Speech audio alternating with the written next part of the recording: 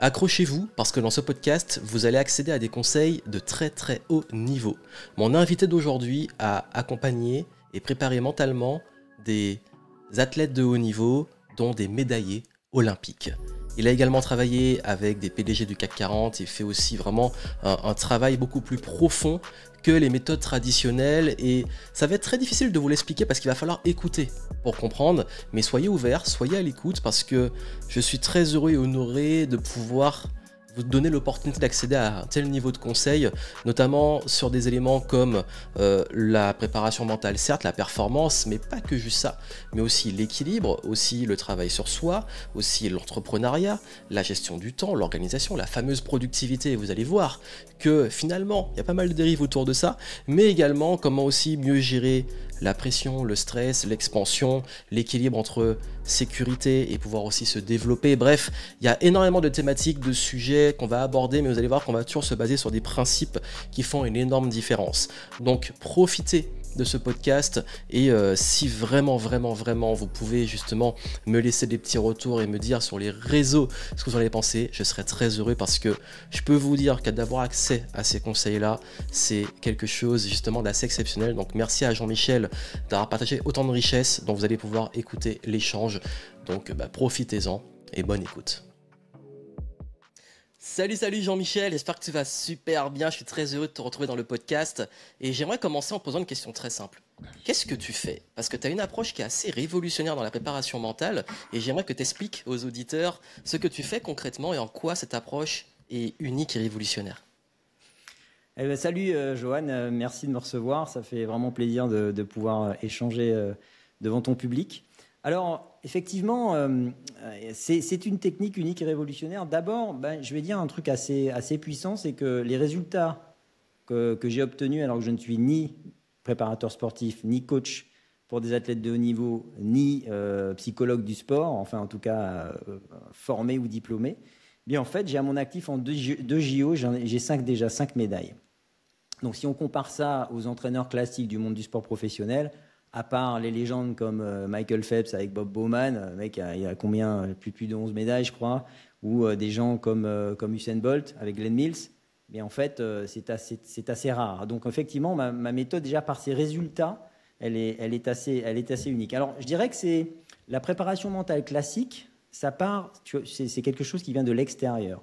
Tu vas donner des outils à quelqu'un pour qu'il tente de les appliquer. Ce que je dirais par rapport à ce que je fais, c'est un travail de l'intérieur vers l'extérieur. C'est-à-dire que c'est Dennis Mitchell, qui est un coach avec qui on a travaillé à partir de 2010, fameux coach, puisque aujourd'hui il fait l'objet d'une série Netflix qui s'appelle Sprint. Pour ceux qui aiment le sport, je vous conseille de la regarder parce qu'elle est assez extraordinaire. Voilà. Il y a les championnats du monde et ensuite les JO de Paris, donc à voir. Exactement, voilà. Et là, on voit l'état d'esprit, on voit tout ça. Donc c'est quelqu'un que j'ai fréquenté personnellement et qui nous a confié des athlètes. Il dit la préparation mentale, à l'époque on appelait ça le concept d'énergie performance, qui aujourd'hui s'appelle énergie force. Bien en fait, il dit ça, it deals with the athlete from the inside. Donc ça traite vraiment de l'intérieur de la tête et on révèle une force inédite. Également, deuxième témoignage, celui de Félix Sanchez, qui est quand même 2 fois champion du monde, 2 fois champion olympique. Il a terminé sa carrière avec nous pour être finalement champion olympique pour une 2e fois, il rentre dans la légende en fait. Il disait que ça réveille une force qu'il ne savait même pas qu'il avait. Pourtant, le gars, c'est quand même un cador hein, dans sa spécialité, très respecté par Usain Bolt. Donc, si tu veux, déjà les résultats uniques, ça prouve déjà qu'il y a quelque chose de différent. Ensuite, les gens travaillent sur des principes à la mode. Moi, j'ai pris l'option de travailler sur des principes intemporels. La mode ne m'intéresse pas. Ce qui est à la mode, par essence même, va se démoder. Donc, c'est quoi les principes intemporels? Déjà, il faut se poser la question. Pourquoi je m'intéresse à ça? Parce que déjà, ça traverse le temps. Ce qui traverse le temps est puissant. Donc, moi, ça m'intéressait d'aller à la racine, à l'essence même des choses. Et qu'est-ce qui traverse le temps? Ça va paraître fou ce que je vais dire aux gens. C'est les chiffres et les lettres. Pas l'émission, pour les anciens, les chiffres et les lettres. Parce que c'est des principes, en fait, ça rejoint le principe des formes et du corps physique. Ça, les gens ne le savent pas. C'est-à-dire, qui les étudie réellement? À part les mathématiciens, voilà. Par exemple, je vais prendre un principe qui est fondamental et je pense qu'on va revenir dessus, c'est le principe de légèreté. Alors, le mot paraît comme ça, lâché, effectivement, mais quand vous étudiez le mot et que vous arrivez à en trouver la quintessence Et justement, par la technique, vous ouvrez l'énergie de ce mot-là, ça donne des résultats. Ben, vous arrivez à faire des chronos et des records comme on l'a fait. C'est attesté, etc. par tout un tas de... Les gens donc aller voir mon LinkedIn et ils verront qu'il y a quand même l'obtention du visa O1, qui est le visa qui se traduit par Extraordinary Ability. C'est-à-dire que les Américains considèrent que ce que vous faites, en fait, ils ne le savent pas le faire et que c'est unique. Voilà, donc quand tu dis que c'est unique, oui, c'est unique, puisque c'est un visa qu'on ne délivre pas à n'importe qui. Par exemple, le visa investisseur, n'importe qui, avec un casier judiciaire vierge, bien entendu, peut aller s'installer aux États-Unis et investir. Le visa investisseur, c'est classique. Par contre, le visa O1, il faut des capacités différentes et uniques. Donc, déjà, je réponds à cette question, c'est unique parce que nous avons eu l'obtention de ce visa.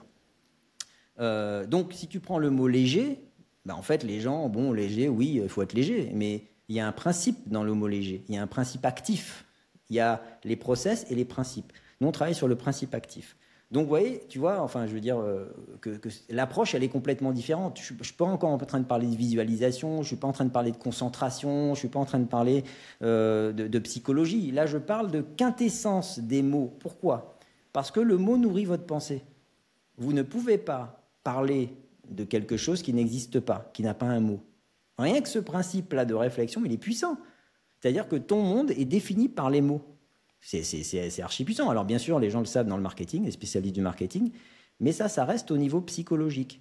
On sait que le neuromarketing influence les gens. Bon, je ne vais pas te l'apprendre, toi tu connais ça très bien. Et voilà, ça agit sur le phénomène d'achat, le phénomène de manque, de peur, enfin bref, tout ce qu'on connaît dans le marketing. Mais au-delà de ça, pour activer une force supérieure chez un individu qui dépasse ses limites, que ça soit dans le sport ou dans le business, là, il faut agir sur plusieurs plans.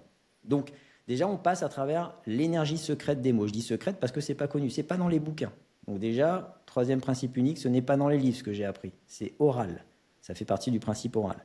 Donc, on travaille sur l'énergie des mots. Il faut agir ensuite, parce que les mots sont des lettres, les lettres ont des formes.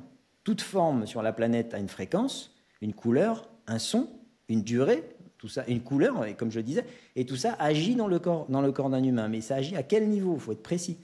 Vous ne pouvez pas transformer quelqu'un si vous n'agissez pas sur 3 plans. Et ça, c'est, je dirais, l'unicité de ce qu'on sait faire. Vous avez le champ mental, vous avez le champ psychologique, émotionnel, vous avez le champ physique. Toute transformation réelle de résultat passe par une transformation et une augmentation de puissance sur les 3 plans. Je te donne un exemple. Tu peux agir au niveau émotionnel sur quelqu'un, mais si sa façon de penser ne change pas, il va recréer les mêmes problèmes. S'il ne passe pas à l'action, plan physique, il ne résoudra pas le problème. Vous avez des gens qui agissent beaucoup au niveau action, qui s'agitent dans tous les sens, mais qui n'obtiennent pas les résultats parce que la pensée n'est pas alignée avec enfin, leurs actions ne sont pas alignées avec les valeurs qu'ils recherchent. Voilà. Donc, il faut agir sur les 3 plans. Voilà. Donc ça, je dirais, c'est la force unique de ce qu'on a su faire et on passe à travers, entre autres, et c'est la base de tout, les mots. Et on a des principes actifs dans des mots, on va en reparler tout à l'heure, mais celui de la légèreté qui ne parle pas du tout aux gens. Hein. Sauf que, bon, bien sûr, tout le monde sait que c'est bien d'être léger. Mais bon, ça ne fait pas pro. Hein, tu vas dire, on ne dit pas à un professionnel, sois un peu léger. Non, au contraire, c'est plutôt négatif. Mais le mot léger est très puissant. Donc, et en plus, il faut étudier les mots. C'est-à-dire qu'il y a des anagrammes dans les mots. Tu vois, par exemple, léger, l'anagramme, pourquoi je dis ça? Parce que je t'ai dit que le monde réel est défini par les mots. Donc, dans les mots, il y a des anagrammes. Qui a créé ces mots? C'est ça qui est intéressant. C'est des anciens qui ont trouvé et construit des civilisations. Donc, c'est quand même des gens intéressants, puissants. Bon, moi, ça ne m'intéresse pas. Bien sûr, le marketing moderne m'intéresse, mais moi, je vais à la racine toujours de ceux qui ont tout créé. Tu prends le mot léger, il y a un anagramme dedans qui est le mot gelé. Bah, en fait, tu as compris déjà que soit tu es nourri, donc tu es gelé, tu es dense, tu ne vas pas avancer, tu vas t'agiter, soit tu es léger, et là, en fait, il y a tout un principe que je vais déployer tout à l'heure, où tu comprends que le principe de légèreté, en fait, il t'amène réellement plus haut et plus loin.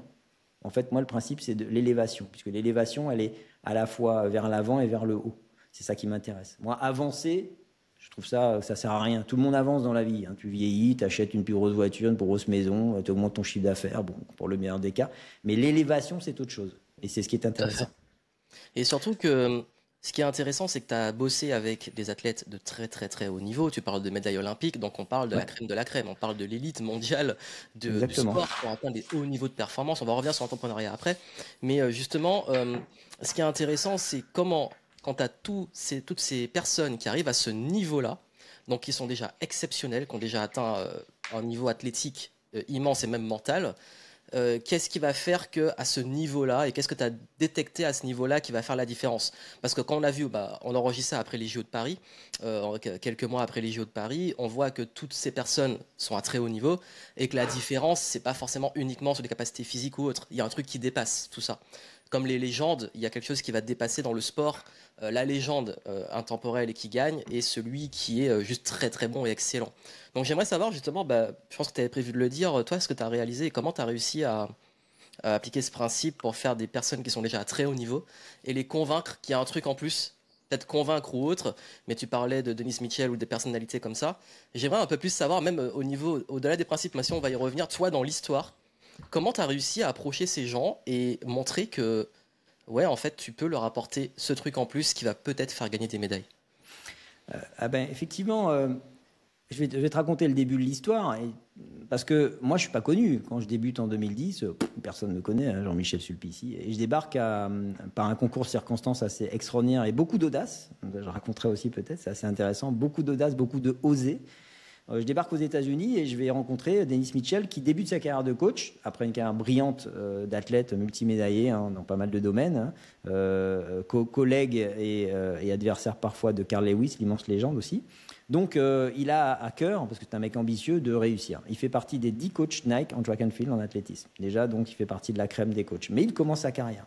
Et donc quand je débarque là-bas, il nous met une série d'athlètes à disposition. Bien sûr, je connais aucun de ces athlètes.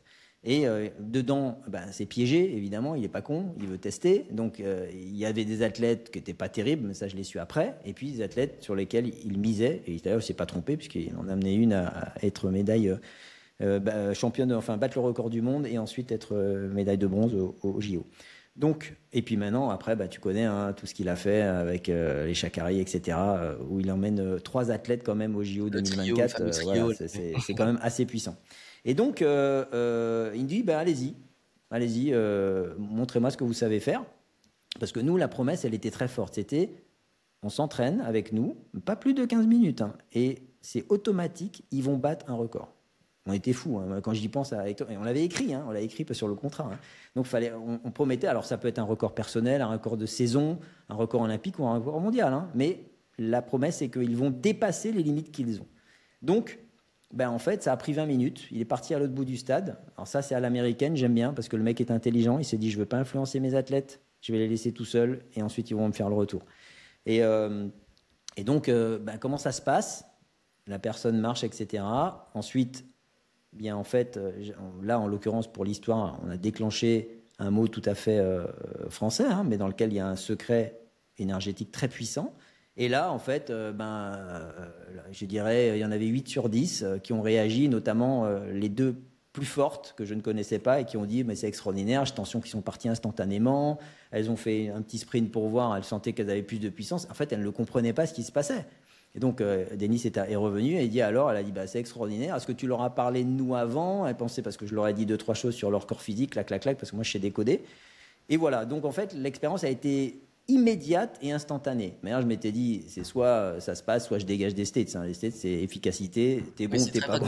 C'est tu viens, tu fais tes preuves, c'est bon. Voilà. Et demander, là, c'est quoi vos diplômes, vos certifications, exactement. Exactement. Montre-moi ce que tu sais faire, allez hop, et voilà. On verra. Quelles que soient tes origines, qu'est-ce que soit d'où tu viens, on s'en fout. Et donc, en fait, à l'issue de ça, donc on a fait une semaine d'entraînement avec eux. Il a constaté une focalisation naturelle de ces athlètes. Il faut savoir qu'un sportif de haut niveau, il est toujours focalisé malheureusement sur the big picture, comme ils appellent ça, c'est-à-dire l'événement à venir principal. Donc ça peut être les JO, ça peut être les championnats régionaux ou les championnats américains surtout, qui sont des vrais championnats du monde. Et donc voilà, et ça c'est un problème pour les entraîneurs, il m'a dit Denis, parce qu'il me disait en fait, il n'y a jamais 100% de rendement. Tu leur transmets des choses, mais ils ne sont pas complètement là. Ils sont tout le temps focalisés et stressés et angoissés par l'événement. Donc, et là, il a constaté qu'il y avait une focalisation naturelle, un enthousiasme plus puissant, une fluidité dans les entraînements, et ça, il l'a constaté en tant qu'entraîneur. Donc, il a dit, déjà, pour moi, c'est hyper agréable. Ensuite, il a dit, maintenant, on va tester en compétition normale. Première compétition normale, 3 mois plus tard, à Gainesville, On emmène la jeune fille s'appelle Kelly Wells qui depuis s'est mariée avec un footballeur américain donc est tranquille et là on lui fait une technique spéciale basée sur ce qu'on appelle la force vitale. Alors nous c'est des choses qui se font tout à fait en plein air, hein, les yeux ouverts etc. Il n'y a pas besoin de se mettre dans une salle les yeux fermés, concentration, tout ça, non, pas du tout.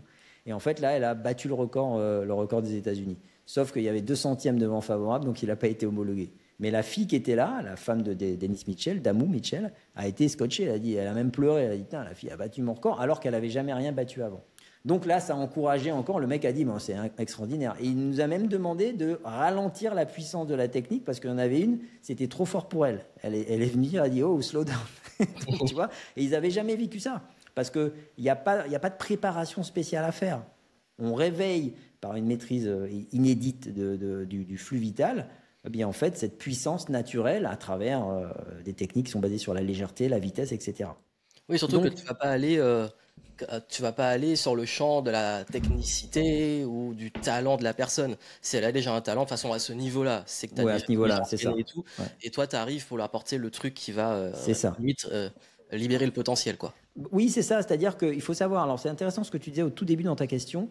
Effectivement, les gens auxquels on a eu accès, on voulait frapper fort. Donc, on a été voir l'élite. Pour des gens pas du tout connus aux États-Unis, tu vois, on a frappé fort. Sinon, je comprends pas comment on aurait pu atteindre ces gens-là. Et en fait, il faut comprendre que malgré leur talent naturel qui est supérieur à la moyenne des gens dans leur domaine donné, ils ont des problèmes de pensée, de stratégie de pensée. Ils ont des problèmes émotionnels extrêmement puissants. Et plus puissants que la moyenne des gens. Le pic émotionnel chez les athlètes de haut niveau, les gens ne se rendent pas compte. C'est énorme.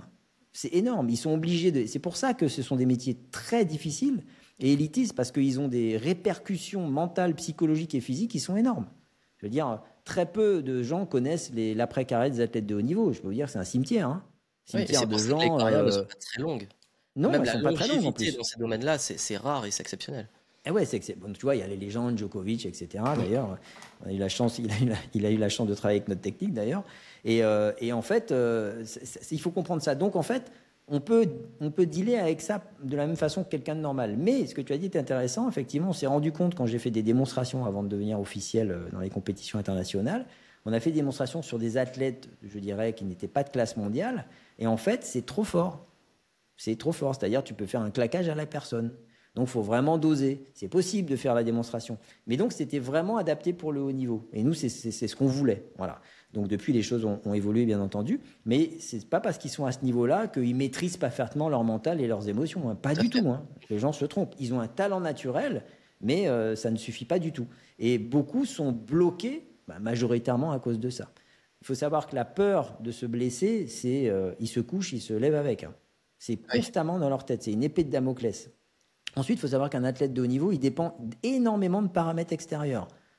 Son équipe, son entraîneur, son agent, sa famille, ses amis, qui lui demandent beaucoup, qui sont souvent jaloux, qui débarquent chez lui, qui lui demandent de l'argent, etc. Tout ça, les gens n'imaginent pas.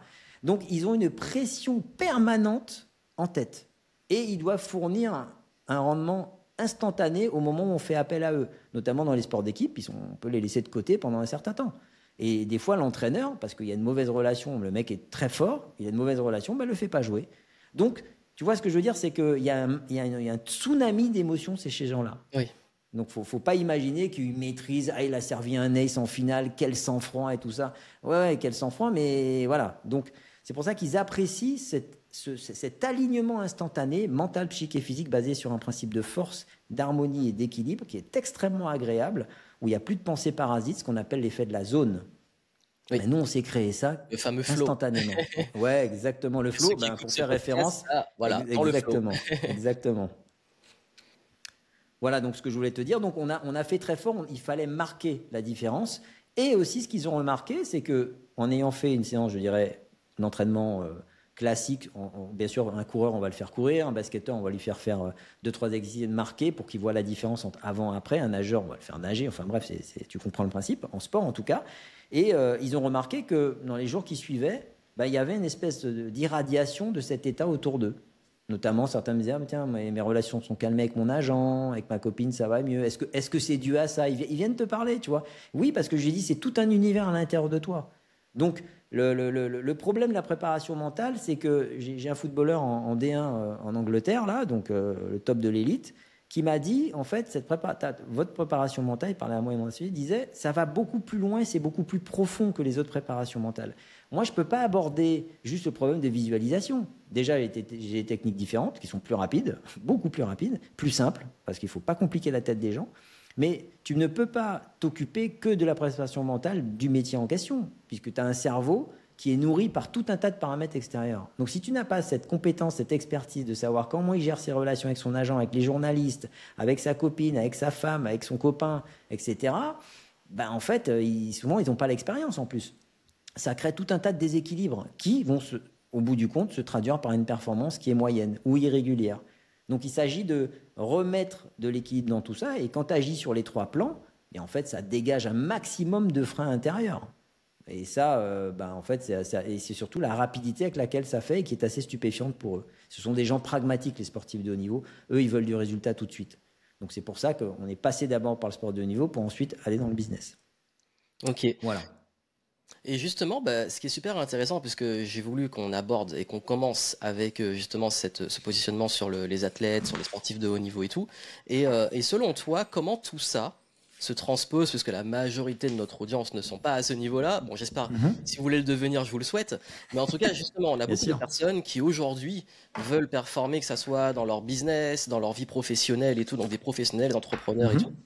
Comment ça se transpose, ça, et justement par rapport à ces problématiques? Parce que justement, quand on est entrepreneur aussi, on a un business à gérer, on doit performer, on a du stress, et en même temps, il y a toute cette pollution autour et toute cette vie qui impacte la vie personnelle, qui va impacter notre performance entrepreneuriale. Donc toi, comment tu vois les choses? Parce que tu travailles aussi avec des athlètes, mais avec aussi des dirigeants, des entrepreneurs. Donc comment ça se transpose dans justement cette position professionnelle? Alors c'est vrai que la transposition dans le monde du business, pour moi, elle est complètement évidente parce que c'est un cerveau humain. Oui. Y a des axes essentiels, des piliers, hein, on aime bien ce mot dans le monde de l'entrepreneuriat, qui sont bien en fait les rapports à l'argent. Donc les rapports à l'argent sont, si tu veux, je ne parle même pas du rapport au business, je parle du rapport à l'argent parce que c'est le cœur en principe d'un business. C'est-à-dire que tu fais un business pour qu'il y ait des bénéfices, pour pouvoir, si tu es convaincu de ton idée qu'elle est bonne et que tu faire du bien aux gens, en l'occurrence, bien en fait pour ça s'expanse et ça se déploie. Et là je vais revenir dessus, ensuite tu as tout ce qui est les relations justement sociales, amicales, professionnelles, amoureuses. Ça c'est hyper important. Comment tu gères tout ça?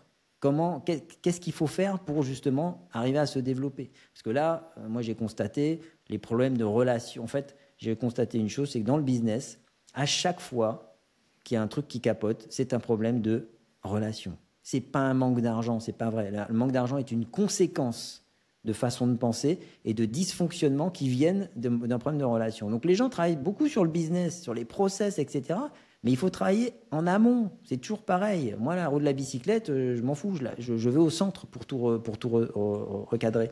Et si tu veux, je me suis rendu compte que dans les associations, dans le développement du business, il y a toujours un problème de relation.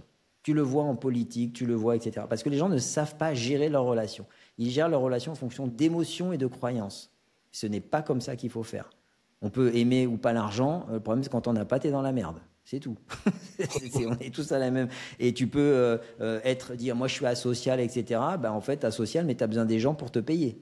Tu as besoin des gens pour qu'ils te donnent une réputation. Tu as besoin des gens pour qu'ils t'ouvrent des portes dans certains domaines. Ce que tu me dis me parle, parce que moi, étant un ancien timide et très introverti, j'avais un peu un côté asocial.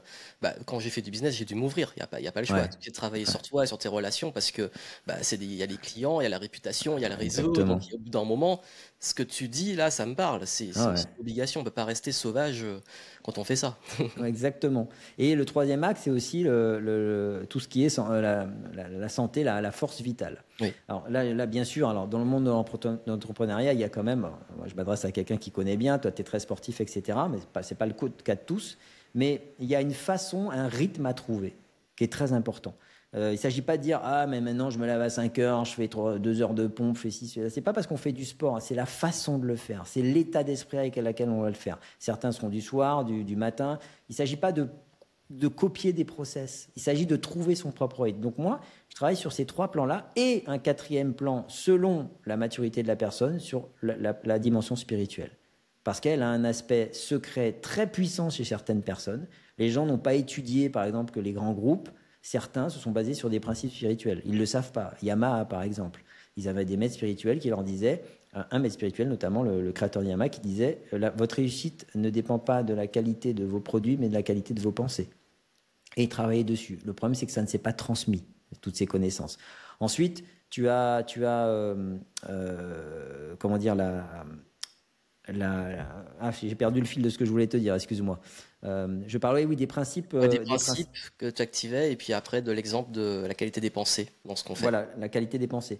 Donc il faut vraiment comprendre que c'est la façon dont tu penses et tu réagis par rapport à l'argent, donc au business, par rapport à tes bénéfices, etc.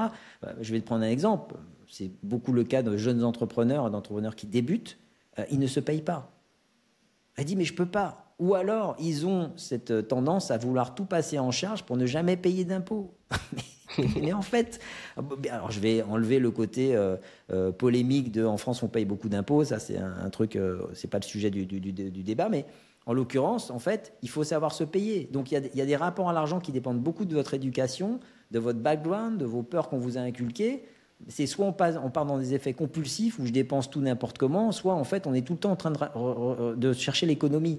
Mais sur le fond, et après on me dit je veux aller dans l'abondance. Moi, j'ai quand même entendu un grand coach sur Internet qui disait que si vous économisez peu à peu sur le café, les cigarettes, etc., au bout de tant d'années, ça vous fait 100 000. Mais en fait, c'est des principes. Moi, je trouve ça ridicule. Moi, je vis tout de suite. J'ai pas besoin d'attendre 10 ans pour avoir 100 000 euros. Moi, je veux les gagner tout de suite. C'est pas comme ça, l'abondance. L'abondance, c'est autre chose. C'est pas l'économie. C'est deux voies parallèles qui ne se rejoignent jamais. Donc, moi, je travaille sur ces piliers-là, essentiels. Et notamment, alors, selon les personnes, ça peut être un problème relationnel prédominant, dans le rapport aux autres, ou alors un problème par rapport à l'argent. Moi, j'ai connu des gens qui avaient, tu leur dis, vas-y, combien tu as de cash sur toi Ah, mais non, j'ai pas de cash. Là, tu le vois d'ailleurs dans la génération actuelle, le cash disparaît. Ben ouais, mais ils connaissent pas le secret sur l'argent. Ils pensent que c'est normal, que c'est plus pratique. Non, c'est comme si tu as une relation virtuelle avec une nana ou un mec. Excuse-moi, c'est moins bien que de l'avoir en vrai. C'est pas la même puissance. Donc, il faut travailler tout ça et bien sûr, j'ai fait une transposition parce que le sportif de haut niveau, c'est la même chose. Il a des problèmes relationnels, il a des problèmes par rapport à l'argent, c'est-à-dire, en fait, il veut être reconnu, bien sûr, mais aussi il veut pouvoir gagner sa vie, parce que beaucoup, crois-moi, ils galèrent. C'est pas facile. Il n'y a que les très, très stars qui gagnent bien leur vie avec ça, et c'est un vrai problème, notamment en fin de carrière, où ils n'ont jamais appris, ils n'ont pas de culture financière, ils ont de mauvais rapports à l'argent, et en fait, ils se font avoir par des investissements à la con. J'en ai connu plein. Tu vois. Oui. Donc voilà un petit peu comment je travaille. Alors après, si tu veux, c'est des qualités que j'ai identifiées, notamment la capacité à oser. D'abord, la première, c'est la volonté, l'intensité de la volonté. Et je vais te donner une anecdote. Ton avis et ton anecdote sur la volonté, parce que c'est un sujet que je voulais aborder et tu rentres dedans, donc parfait. Voilà. On se raconte beaucoup de conneries, beaucoup de cracks. On se ment beaucoup à soi-même. Moi, je vais te donner un exemple. On était dans une académie en Floride, prestigieuse de golfeurs. Le mec faisait venir des gars du monde entier, les plus talentueux. Et il avait un département de psychologie pour ses athlètes. Donc, ils étaient à peu près 12. T'imagines, donc c'était un truc conséquent. Et en fait, on est resté une journée sur place, on a discuté avec le créateur, enfin le propriétaire, qui s'appelle Gary. Et puis, moi, j'ai discuté un peu avec les golfeurs. Et je me suis rendu compte que sur le fond, parce que j'ai une technique pour poser les questions, en fait, la majorité ne veulent pas être champions. Ils sont là parce qu'ils sont ultra doués. Moi, j'ai vu des mecs faire des trucs avec des directions de balles, mais j'avais jamais cru que c'était possible. Le mec me disait, ça va partir à droite, ensuite ça va faire... Putain, le mec fait le truc devant toi, il dit, mais comment il fait ça? Avec un swing extraordinaire, etc. Par contre, totalement inconstant. Et quand tu discutes avec eux, en fait, l'état d'esprit n'est pas du tout l'état d'esprit d'un champion de très... En fait, tu veux pas devenir une légende. Moi, c'est ça qui m'intéresse. Je veux que tu deviennes une légende, c'est-à-dire que tu deviennes unique. Parce que là, tu n'as pas de comparatif. C'est ça qui m'intéresse, c'est viser beaucoup plus large. Et le créateur de l'académie m'a dit, oui, tu as raison, je m'en suis rendu compte, c'est ce que j'arrête pas de dire à mes préparateurs psychologiques, c'est qu'il ne faut pas perdre du temps avec les gars qui sont pas des vrais, ils ne veulent pas être des champions. Parce qu'ils n'ont pas cette intensité de la volonté. C'est-à-dire que, je vais aborder quelque chose qui est intéressant sur le but et la motivation. Tout le monde veut des buts. Personnellement, c'est une erreur. Je vais dire, mais comment ça? Oui, c'est une erreur, parce que moi, je me réfère à ce qui se cache dans les mots. Le but, l'anagramme négatif, c'est tube. Personne aime dans un tube. C'est serré, c'est conditionné, c'est le caractère « je veux ça ». Ce qui est important, c'est l'intensité et la qualité de votre motivation dans la vie. Moi, ça ne m'intéresse pas de travailler. Ça m'intéresse de léguer des choses, de créer des choses différentes pour faire avancer les choses. C'est ça qui m'intéresse. C'est pas de bosser, de gagner de l'argent. Bien sûr, j'aime ça, mais ça vient en second. J'ai une motivation plus grande qui me dépasse, en fait. Et j'ai remarqué que ça soit dans l'entrepreneuriat à haut niveau ou les sportifs de haut niveau, ceux qui se détachaient du lot avaient cette motivation et cette intensité différente. Et donc la question que je pose souvent, posez-vous la question sur une échelle de 1 à 10, quelle est réellement votre volonté d'aller plus loin que les autres? Réellement, quelle intensité vous mettez dedans? C'est pas, faut pas répondre, ah oui, mais moi je suis un killer, je veux. Non, non, non. Parce que derrière, je vais te poser la question, qu'est-ce que tu fais pour ça? Je bosse, mais je m'en fous, tout le monde bosse. Comment tu bosses? Est-ce que tu bosses intelligemment? Est-ce que ton rythme de travail correspond à ton caractère et ta personnalité? Est-ce que tu n'es pas un peu trop influencé par ce que tu écoutes? Est-ce que tu n'essayes pas de faire comme tout le monde? Et est-ce que tu travailles plutôt ta stratégie ou plutôt des plans? Ça, on va en parler tout à l'heure, parce que ça va t'intéresser, ça. Tu vois, etc. Donc là, je vais regarder, parce qu'on dit j'ai de la volonté, mais moi, je veux des preuves. Je veux des preuves, je veux voir quelle intensité tu mets dedans. Et la motivation, c'est quelque chose de plus large, de plus enthousiaste, de plus joyeux, de plus léger. Tu peux avoir une motivation parce que tu veux un but, tu veux obtenir ça. Mais si tu ne l'obtiens pas, qu'est-ce qui se passe? Ah merde, tu perds tout ton enthousiasme et tu vas chercher un nouveau but. Mais t'en finis pas, ça va toujours être comme ça. On l'a vu d'ailleurs. Regarde Dominic Thiem, pour parler du tennis que je connais très bien. Il a gagné l'US Open depuis, et là il arrête sa carrière. Il n'a jamais pu retrouver la motivation derrière. Yannick Noah, pour les plus anciens, a gagné Roland Garros, premier Français depuis je ne sais plus combien d'années, et il n'y en a plus eu depuis. Et après, il a fait une dépression pendant 2 ans. Parce que il l'avait expliqué, c'était mon seul but. Et après ça, je me suis retrouvé comme un con. Il n'y avait plus de motivation. C'est la motivation qu'il faut travailler. Et je me suis rendu compte que ces gens-là, tu prendrais un Djoko, tu prendrais un Federer, tu prendrais un Usain Bolt, ce sont des gens intenses, à tous les niveaux. Tu discutes avec des stars des tech, les plus fous, là, ceux qui font des trucs extraordinaires, ils ont une intensité de vie en général. Et c'est ça qu'il faut se poser comme question. Si c'est juste pour bien faire son travail et être un entrepreneur, bon, en tout cas, moi, ça ne m'intéresse pas d'entretenir ça. Moi, je veux qu'on aille un step supérieur. Donc déjà, il y a la volonté. La volonté, elle est à la fois quantitative et qualitative. C'est un effet de levier très puissant. Elle se travaille non pas en faisant 15 pompes par jour, ça ne suffit pas. Il faut, par exemple, je te donne un truc, c'est t'obliger à faire une chose par jour que tu n'aimes pas. Et, parce que ça encore, c'est possible, et arriver à y prendre plaisir. Mais bien sûr, les gens vont trouver ça, ils vont essayer une semaine et après, bon, parce qu'ils ne voient pas l'intérêt. Et c'est là où moi, je vois qu'à haut niveau, les gens voient l'intérêt de ce que je leur dis. Parce qu'ils ont fait tellement de trucs avant qu'en fait, ils voient la différence. Ils disent, ah ouais, non, ça c'est puissant. Parce qu'ils connaissent les effets de levier. Ils savent que des petites choses soulèvent des montagnes. Tu vois, il y a ça. Ensuite, il y a la capacité à oser. Ça, c'est intéressant, que j'ai remarqué. Et à transposer, que ce soit dans le sport de haut niveau ou le sport de haut niveau. La capacité à oser. Ce que tu as fait, on l'a dit au début, en partant et en allant... Exactement. Je vais te donner l'exemple. À un moment donné, je dois partir au championnat du monde en Corée. Et moi, débutant, je pense qu'un mois avant, je vais réserver un hôtel. Et quand même, championnat du monde égale tous les pays qui viennent dans une ville, tu vois. Et bien sûr, le comité me dit, non, il n'y a pas d'hôtel. Et à un moment donné, il me donne une adresse où il faut appeler des Airbnb locaux. Donc j'appelle les Airbnb. Alors il faut savoir que déjà, plus tu t'éloignes de la capitale, moins les gens parlent anglais. Mais bon, il s'était mis sur Airbnb, donc c'était un anglais un petit peu approximatif, mais c'était à 3h30 de route, aller. Donc je devais me taper 7 heures de route pour aller entraîner les athlètes et revenir. C'était pas question. Et donc, à un moment donné, je me mets sur liste d'attente. Et je reçois une semaine après un mail de l'organisation qui me dit « Monsieur Jean-Michel, votre réservation est valable, tout ça. » Et puis je vois en tant qu'ostéopathe de l'équipe de France. Monsieur Jean-Michel, je ne peux pas t'expliquer ce qui s'est passé. Une erreur chez eux. Ils m'ont donné la réservation d'un ostéopathe de je ne sais plus quelle équipe. Un truc invraisemblable. Mais ça, c'est la première. Déjà, c'est la chance. Mais la deuxième chose, c'est qu'il fallait y aller. Oui. Tu te dis, tu payes le billet d'avion, tu as 11 heures d'avion.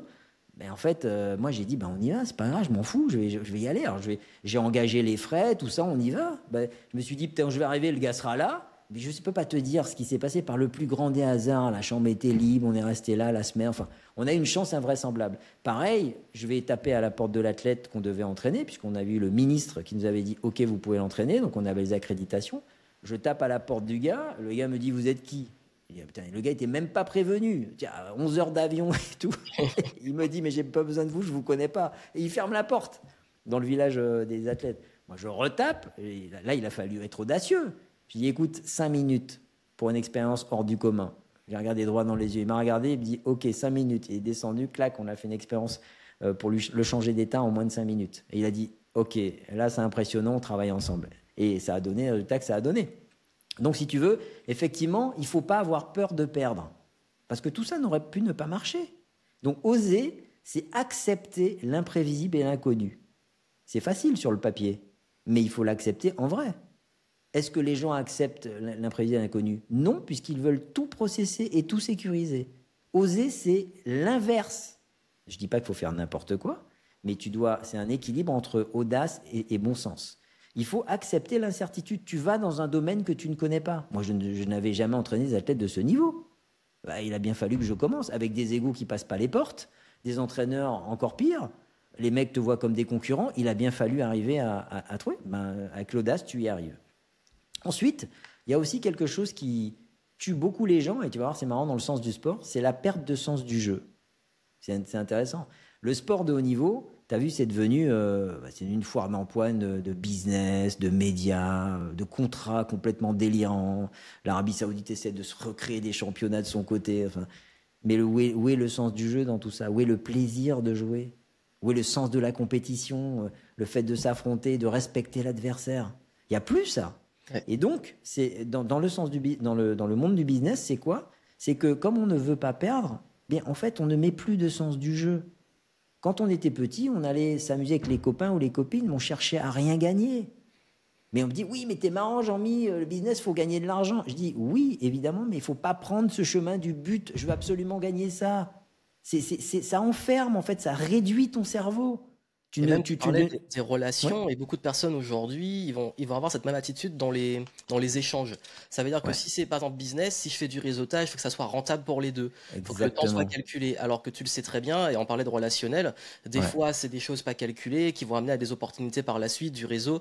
Et il y a des fois, il faut sortir de ce truc. Tu parlais du tube, sortir de ça. Quoi. Exactement, tu as tout à fait raison. Il faut laisser, en fait, l'imprévu. C'est soit tu le prends du bon côté, soit tu le prends du mauvais côté. Moi, je laisse toujours une part d'imprévu. Volontairement. Tu peux même, ça va même dans des détails, tu peux même pas t'imaginer, même au niveau de la charge de mon téléphone, etc. Je laisse toujours une part d'imprévu parce que je sais que dedans, il y a de la chance, il y a une opportunité quelque part. Donc, des fois, je m'oblige à faire certaines choses que j'ai pas envie de faire, de sortir, de rencontrer des gens. Et en fait, je me rends compte qu'il y a toujours un bénéfice quand tu as un bon état d'esprit. Et donc ça, il faut, dans le sens du jeu, c'est quelque part, c'est lié, mais ça je l'explique dans mes programmes, c'est lié à la notion d'abandonner la peur de perdre, qui est fondamentale. C'est pour ça qu'on sécurise. C'est pour ça. Et en fait, on nous a vendu depuis le tout que le monde imprévisible dans lequel on vivait, eh bien, en fait, il était dangereux et donc il fallait tout sécuriser. La vérité, c'est pas ça. C'est qu'il faut, en fait, non pas sécuriser, mais être suffisamment rapide pour changer ses stratégies. Donc, c'est une question de vitesse. Donc, c'est une question de légèreté. Qui est léger et plus rapide, qui est dense et plus lent. Lent de pensée, lent au niveau émotion, c'est-à-dire des émotions négatives qui te ralentissent, la peur, la colère, la frustration, le manque de reconnaissance, tous ces trucs-là, la timidité, bref, la colère, et donc trop dense, et également dans les actions. Je fais des actions, c'est lent à mettre en place, tu vois. Quand tu es léger, tu es beaucoup plus rapide pour changer tes stratégies. C'est pas la sécurité qui est illusoire. Bien sûr, il faut faire des choses au départ normales, mettre des process quand tu commences quelque chose. Mais rapidement, il faut trouver ton propre rythme. Et ça, je sais que toi, tu travailles dessus, puisque toi, c'est justement les multipotentiels, etc. Ouais, c'est d'avoir un rythme beaucoup plus rapide. C'est ça en productivité. Le but, c'est pas de mettre dans un système, c'est de créer son propre modèle, son écosystème. C'est ça. Donc, tu vois, donc tout ce qui est la notion de jeu et de légèreté, c'est quelque chose sur lequel on ne travaille pas. Les gens travaillent trop sur la sécurisation, mais tu peux sécuriser tout ce que tu veux. Tu sors, tu fais un AVC, c'est fini. En fait, il faut complètement inverser le processus, parce que c'est comme ça qu'on gagne. C'est comme ça que ton cerveau, tu le mets dans des conditions neurocognitives extrêmement agréables, où tu vas te mettre... Moi, j'arrive à mettre quand on parle de la zone, ben c'est l'état des alpha, voire gamma. Les gens n'ont qu'à regarder ce que ça veut dire. Moi, je te mets ça en 1 minute. Pour les gens les plus sensibles, ça se fait tout de suite. J'ai eu un pilote de NASCAR comme ça. Oui. Son père, qui est un multimillionnaire, m'a dit, bon, nous, on a tout essayé. Hein. Les pilotes, je peux te dire qu'ils essayent des trucs, si les gens savaient, c'est un truc de fou. Ils sont hyper technologiques sur les ondes du cerveau et tout. Ils se mettent des petits capteurs qui envoient des trucs dans le cerveau. Ils essayent plein de trucs. Et là, il m'a dit, bon, on a essayé plein de trucs, mais on m'a dit le plus grand bien de ce que tu fais. Donc, qu'est-ce que tu peux faire pour mon fils? Je dis, on va faire une démonstration. Chrono en main. On va partir de là, on va marcher. Et je lui dis, est-ce que tu te rappelles de... Quand tu as été meilleur rookie de l'année dernière, tu te rappelles de... Oui, il m'a dit, ouais, j'étais dans un état extraordinaire, où en fait, je ne pensais plus à rien, tout se faisait naturellement. Je dis, ça s'appelle l'état de la zone. Et je lui dis, ben écoute, on va regarder en combien de temps je t'y mets. Je le fais marcher, clac, il fait ça 35 secondes. Il a levé la main, il a dit à son père, c'est bon. Il a dit, waouh, c'est incroyable. Voilà, c'est tout. Et son père a signé, et on a travaillé ensemble, tu vois. Et donc voilà, donc si tu veux, c'est ce déploiement cognitif qui doit se faire. Les gens ne se rendent pas compte qu'ils s'enferment, ils se créent des sillons neuronaux. C'est trop rigide. Le monde actuel, c'est le VUCA, volatile, incertain, complexe et ambigu. C'est pas moi qui l'ai inventé, il est comme ça. Soit tu comprends que c'est un avantage, soit tu le prends du côté stressant. C'est une question d'état d'esprit. Moi, tout ce qui est volatile, je trouve que c'est très bien parce que aujourd'hui ça va pas, demain ça peut aller mieux. C'est incertain, ben là je prends une mauvaise pente dans ma société, je suis en train de perdre de l'argent, ben ça veut rien dire, tout est incertain. Donc je peux inverser beaucoup plus rapidement qu'avant. Tu vois, ça c'est génial en fait. Donc c'est vraiment une question d'orientation de pensée. Mais pour orienter sa pensée, il faut que tu travailles le jeu. Il n'y a plus de notion de jeu. Combien de dirigeants j'ai, mais ils s'amusent plus. Tu sais ce qu'a dit un célèbre tennisman qui est devenu une légende aujourd'hui?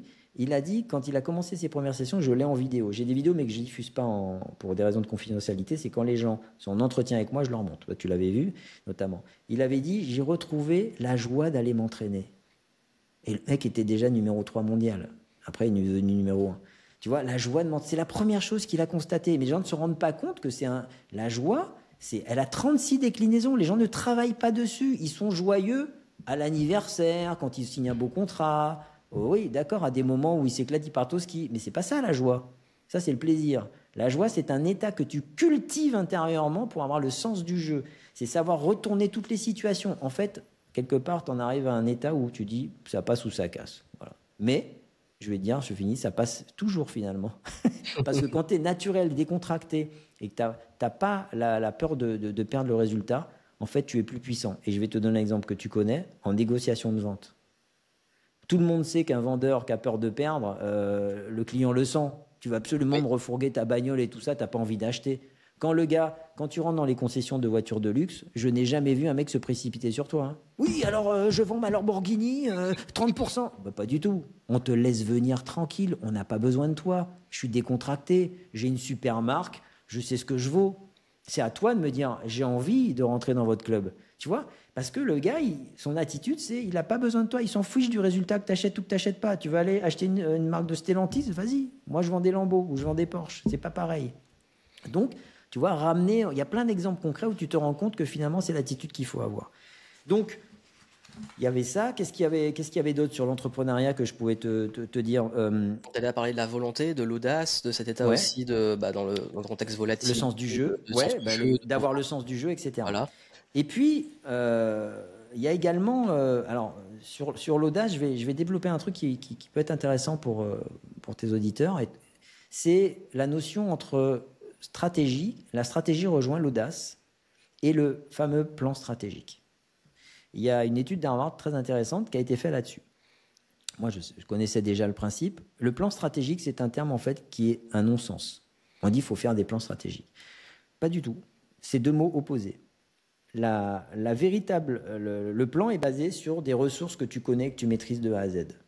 On va faire ça, on va mettre plus de personnel, on va acheter plus d'avions, on va agrandir les pistes, on va faire ça. Voilà, tu maîtrises tes ressources, qu'elles soient humaines, et c'est basé là-dessus, c'est basé sur la sécurité. La stratégie, au sens racine du terme et même de pensée, elle est basée sur je veux percer dans un domaine, mais je ne peux pas garantir à personne que ça va fonctionner. C'est ça la stratégie. C'est-à-dire tu plonges dans une part d'inconnu. Tu essayes bien sûr, tu y crois par contre, et ça c'est le mec d'Harvard qui dit ça, c'est pour ça que j'ai bien aimé, je parlais d'intensité de la volonté, il te dit, par contre il y a une conviction très forte que c'est ce qu'il faut faire. Il y a une compagnie aérienne qui s'appelle Southwest au Texas, qui est devenue leader aux États-Unis des petits trajets. À l'époque, les grosses compagnies, bah, ils font des plans de vol. Voilà, clac, tiens, on va se mettre dans tel aéroport, on va faire des hubs, on fait des grands trajets, tout ça. Bon. Eux, ils se sont dit, nous, on va prendre le créneau, on va remplacer le Greyhound. Tu sais, le fameux bus qui traverse les Le bus États-Unis. qui... En fait, Voilà, c'est une compagnie de bus qui fait les trajets voilà, tu internes vois. entre les États Et et les pays. Ouais. c'est ça, exactement. Et que c'est pas cher. Et ils se Oui. sont dit, on va faire des avions, donc des vols qui sont très concurrentiels, quasiment le même prix, d'accord. Mais pour ça, ils ont réfléchi à toute une stratégie en se disant, ils font des avions adaptés, il faut créer des petits spots, donc pas des hubs, on va être tout le temps en vol, parce que c'est en vol que tu gagnes de l'argent, etc. Ils ont bien sûr fait en sorte que les commandes se fassent par Internet, et non pas avec des agences de voyage, pour pas, voilà. Ils ont adapté les portillons à l'avion, ils ont pris un seul type d'avion, etc. Enfin, ils ont réfléchi à tout ça. Mais les dirigeants, on s'est dit, on n'est pas sûr que ça fonctionne, mais en tout cas, on y croit. Et ils ont accepté cela. Donc, oser, c'est dire d'accepter l'incertitude. Si tu acceptes que tu peux peut-être perdre, tu vas te rendre compte que tu vas gagner beaucoup plus souvent. La phrase peut paraître très percutante, mais il faut avoir la capacité de l'appliquer. Et dans la réalité, les gens se laissent dominer par la peur. C'est dommage, parce que la peur, elle est nécessaire et elle est incontournable. Les gens pensent qu'il ne faut pas avoir peur pour réussir quelque chose. Pas du tout. Tu peux avoir de la peur, mais tu as une qualité qu'il faut travailler qui s'appelle la volonté, le courage et l'audace. Donc en fait, tu as toujours la contrepartie. Oser, c'est pas être dénué de peur. Hein. Moi, j'ai osé plein de trucs, j'avais la trouille au vent, je me dis, bah, je vais peut-être me galérer, je vais peut-être perdre beaucoup d'argent. Et en fait, je l'ai fait quand même. Je dis non, parce que en fait, je crois en ce que je fais. Donc à un moment donné, ça va bien payer, tu vois. Donc la stratégie, c'est 100% de l'audace. Elle est pas basée sur un résultat garanti à 100%. Si vous êtes de ceux qui acceptent cela, vous allez travailler sur des stratégies et vous serez gagnant au bout du compte. Sinon, vous faites ce qu'on appelle des plans stratégiques. C'est basé que sur des ressources que vous maîtrisez. Et ça, à terme, même le mec d'Harvard dit, à terme, vous allez finir par perdre. C'est assez puissant, hein, ce que le mec explique. Hein. Et ça rejoint tous ces principes, entre guillemets, initiatiques sur lesquels je travaille, et cet état d'esprit et ces énergies. Parce que je rappelle une chose, il y a un laboratoire à Pittsburgh, en 2012, qui a démontré qu'une femme qui était tétraplégique, ils ont mis des électrodes reliées à un bras d'un robot, et en fait, donc elle n'avait pas de bras, hein, enfin, elle ne pouvait pas l'utiliser, et par la pensée, on lui a dit que le bras était commandé, en fait, et il a pris le gobelet et l'a amené à elle pour boire. 2012. Mais il y a déjà des expériences qui ont été faites là-dessus. Donc, les gens disent la pensée crée. Oui, la pensée crée réellement. Il n'y a pas un effet d'induction électromagnétique. Donc, vous savez, quand vous avez des pensées qui ne sont pas adaptées, vous créez dans votre champ émotionnel des émotions qui ne sont pas adaptées à la situation et vous avez des actions qui ne sont pas adaptées. Donc, il ne faut pas vous étonner que ça ne fonctionne pas ou que ça vous demande énormément d'efforts. La légèreté, c'est le contraire de l'effort. C'est le contraire de l'effort. C'est pour ça que j'arrive à l'activer et je la travaille sur les gens au niveau révélation mentale, mais également au niveau physique intérieur. Il y a réellement un phénomène d'allègement pour que en fait, vous accédiez à un autre champ de conscience et un autre champ de pensée. Donc, c'est des choses sur lesquelles il faut travailler. Tu parlais de productivité. Oui. Ça aussi, en fait, il y a un danger dans la productivité. Je vais te montrer quelque chose d'assez intéressant. Si tu mesures ta vie par la productivité, en fait, c'est extrêmement négatif et stressant. C'est même frustrant. C'est-à-dire que ceux qui travaillent trop génèrent en eux-mêmes une frustration qu'ils n'imaginent pas. Pourquoi ? Parce qu'ils ne supportent pas d'attendre. Ils veulent tout de suite. Ils remplissent toutes les minutes en se disant « oui, je me rapproche de mon but ». Mais ils sont peut-être en train de s'en éloigner. C'est pas comme ça qu'il faut faire. Soit tu te calques sur le rythme de ce par quoi on vit qui s'appelle la nature, dont le rythme est calme et puissant, soit tu te calques sur le rythme de l'ère technologique qui est celui de la productivité des machines. Donc, en fait, on est conditionné. Exactement. Et elle va de plus en plus vite. Hein, ouais. On ne va pas faire le schéma sur l'IA. Elle va à une vitesse incroyable. Donc, c'est un rythme effréné. Tu imagines, tu mets ton cerveau là-dedans, c'est terminé. Il va automatiquement te le faire payer. Bah, c'est ce qu'on voit aujourd'hui avec les réseaux sociaux. L'information continue non-stop, ouais. C'est usant. C'est usant. Et je vais te dire, par exemple, sur la productivité, qu'ont fait les groupes automobiles. En ce moment, Stellantis, qui est le gros groupe européen qui a au moins 16 marques, moins 30%, c'est énorme, c'est une catastrophe. Le groupe Volkswagen, je te rappelle les marques prestigieuses qu'ils ont, hein, c'est le groupe qui n'a jamais licencié de personnes. Là, ils vont licencier 35 000 personnes. D'accord ? 35 000 personnes. Donc, en fait, on en est à un truc de folie. Pourquoi ? En fait, les gars ont tout tablé sur la productivité. On rachète les marques, on crée des plateformes communes, etc., etc., on baisse les coûts, donc on délocalise. Voilà, donc on flingue le pays dans lequel on est, on crée des déséquilibres dans les pays où on va, etc. Mais surtout, quand il y a un problème maintenant sur un produit, il y a un problème sur toutes les marques. Donc là, ils se sont retrouvés avec des problèmes d'airbag. Je ne sais pas si tu as entendu parler de ce fournisseur d'airbag qui fournit je ne sais pas combien de voitures, de marques, qui a déconné. En fait, tout le monde déconne. Donc la productivité à tout prix, on en arrive finalement à perdre du chiffre d'affaires, à licencier. Donc moi, quand je vois comment ça marche au niveau économique, je me dis non, c'est pas la productivité qui est importante. Moi, je travaille sur l'abondance. La notion d'abondance, qui n'est pas la notion de richesse. C'est un état intérieur où tu as suffisamment confiance en toi pour gagner de l'argent. Même quand tu en perds, bon, même si c'est désagréable au début, tu sais que tu as les ressources à l'intérieur de toi. Moi, je travaille plutôt sur un principe que je ne peux pas étayer ici, parce qu'on n'est pas en programme, mais c'est l'absence de problème économique.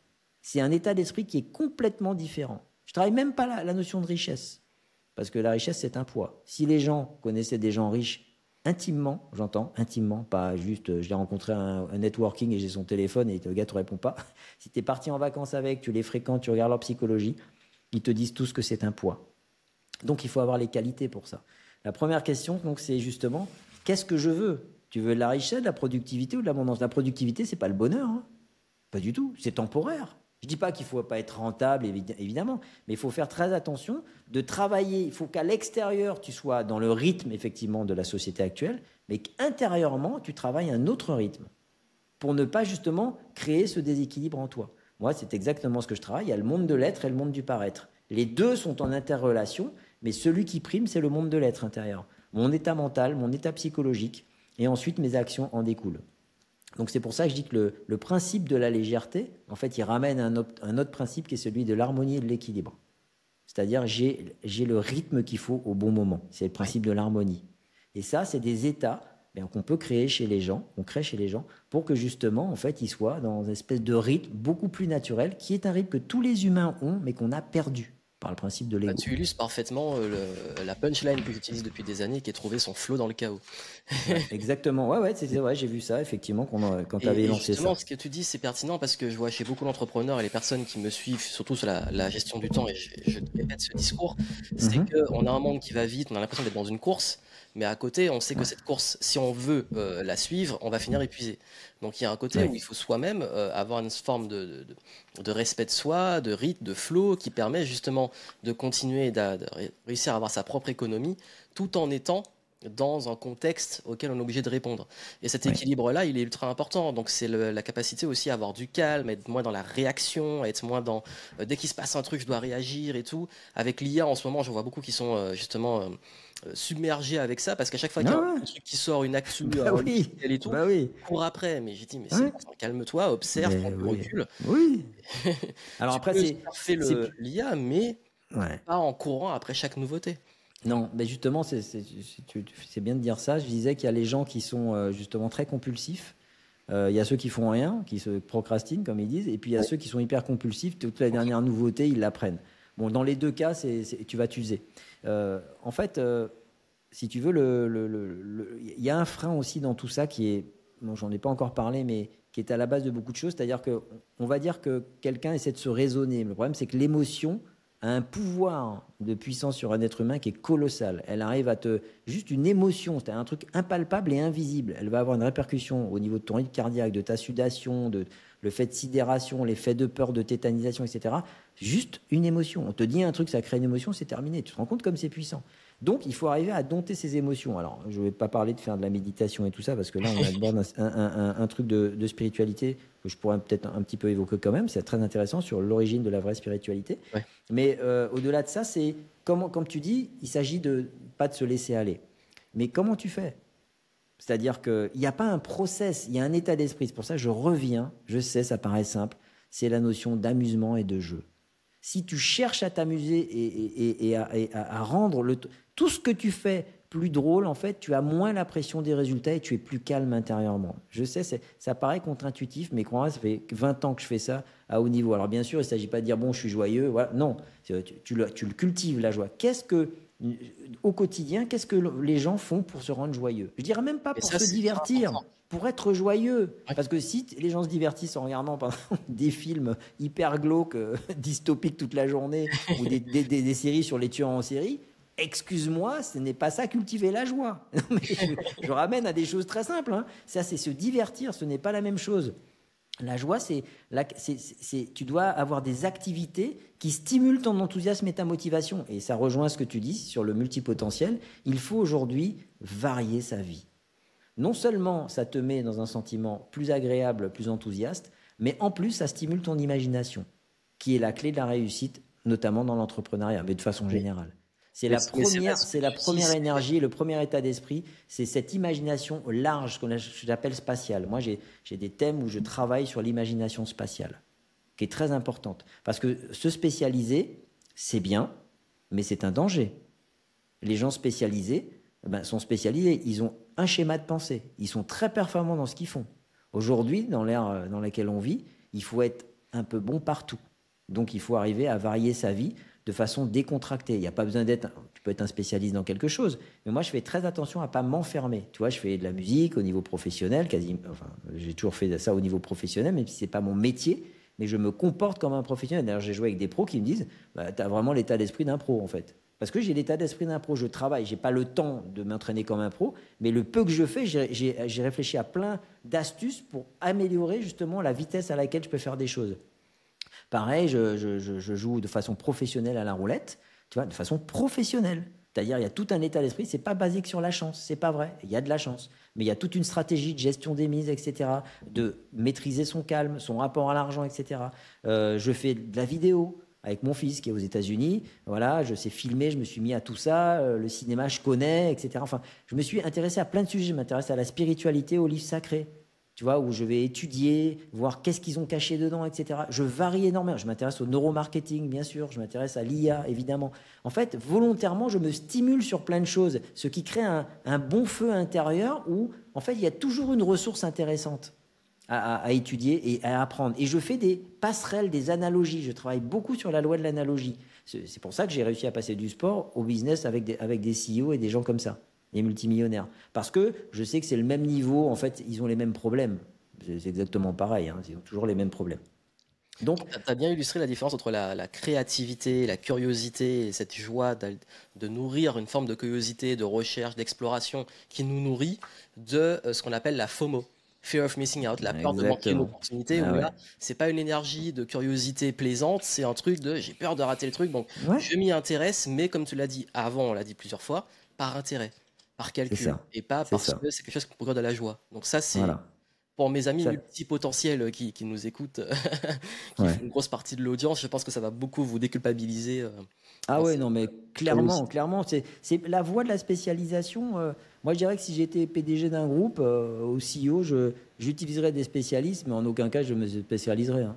Je suis pas fou, je vais pas enfermer. Tu sais, dans les forces d'élite, les gens, ils cultivent des choses très spécifiques. Ils cultivent en fait des façons de penser pour créer ce qu'on appelle des sillons neuronaux.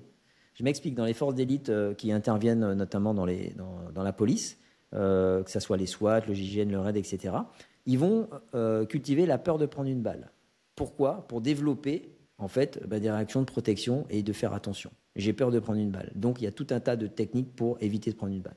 Par contre, ils vont aussi travailler sur l'abandon de l'image sociale. Je veux dire par là que quand tu interviens auprès de terroristes ou de gangsters et que tu tues des gens, en fait, tuer quelqu'un, c'est pas anodin, ça a des répercussions psychologiques énormes. Eh bien, en fait, on leur apprend à se détacher complètement de l'image qu'ils peuvent avoir au sein de la famille. On dit, ouais, ton mari, il a quand même tué des gars et tout ça. Et en fait, ils sont totalement insensibles à ça. Et c'est ce qu'il faut.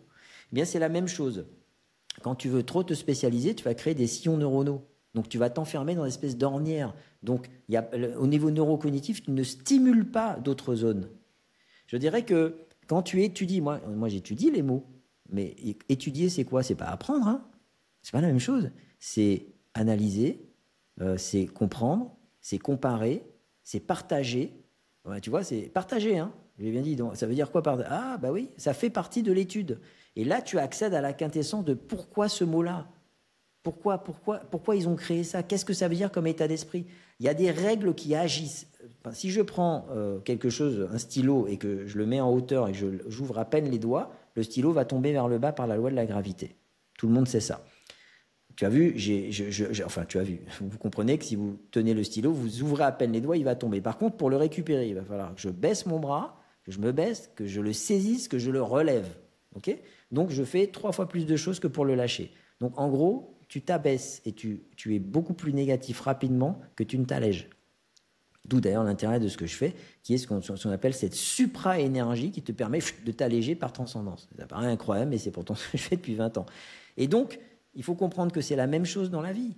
Tu vas t'alourdir plus vite que tu ne vas t'alléger. Donc moi, je fais extrêmement attention à toujours gérer mon niveau de légèreté. Ça passe par quoi? Ça passe par plein de secrets qui sont l'art du tri, à la fois dans les projets, dans l'argent et dans les gens. Et je trie selon quoi? Pas selon mes émotions et mes croyances, parce que moi j'ai des biais cognitifs comme tout le monde. Et donc je fais attention. Donc je passe par des principes supérieurs qui sont basés sur les valeurs secrètes, etc.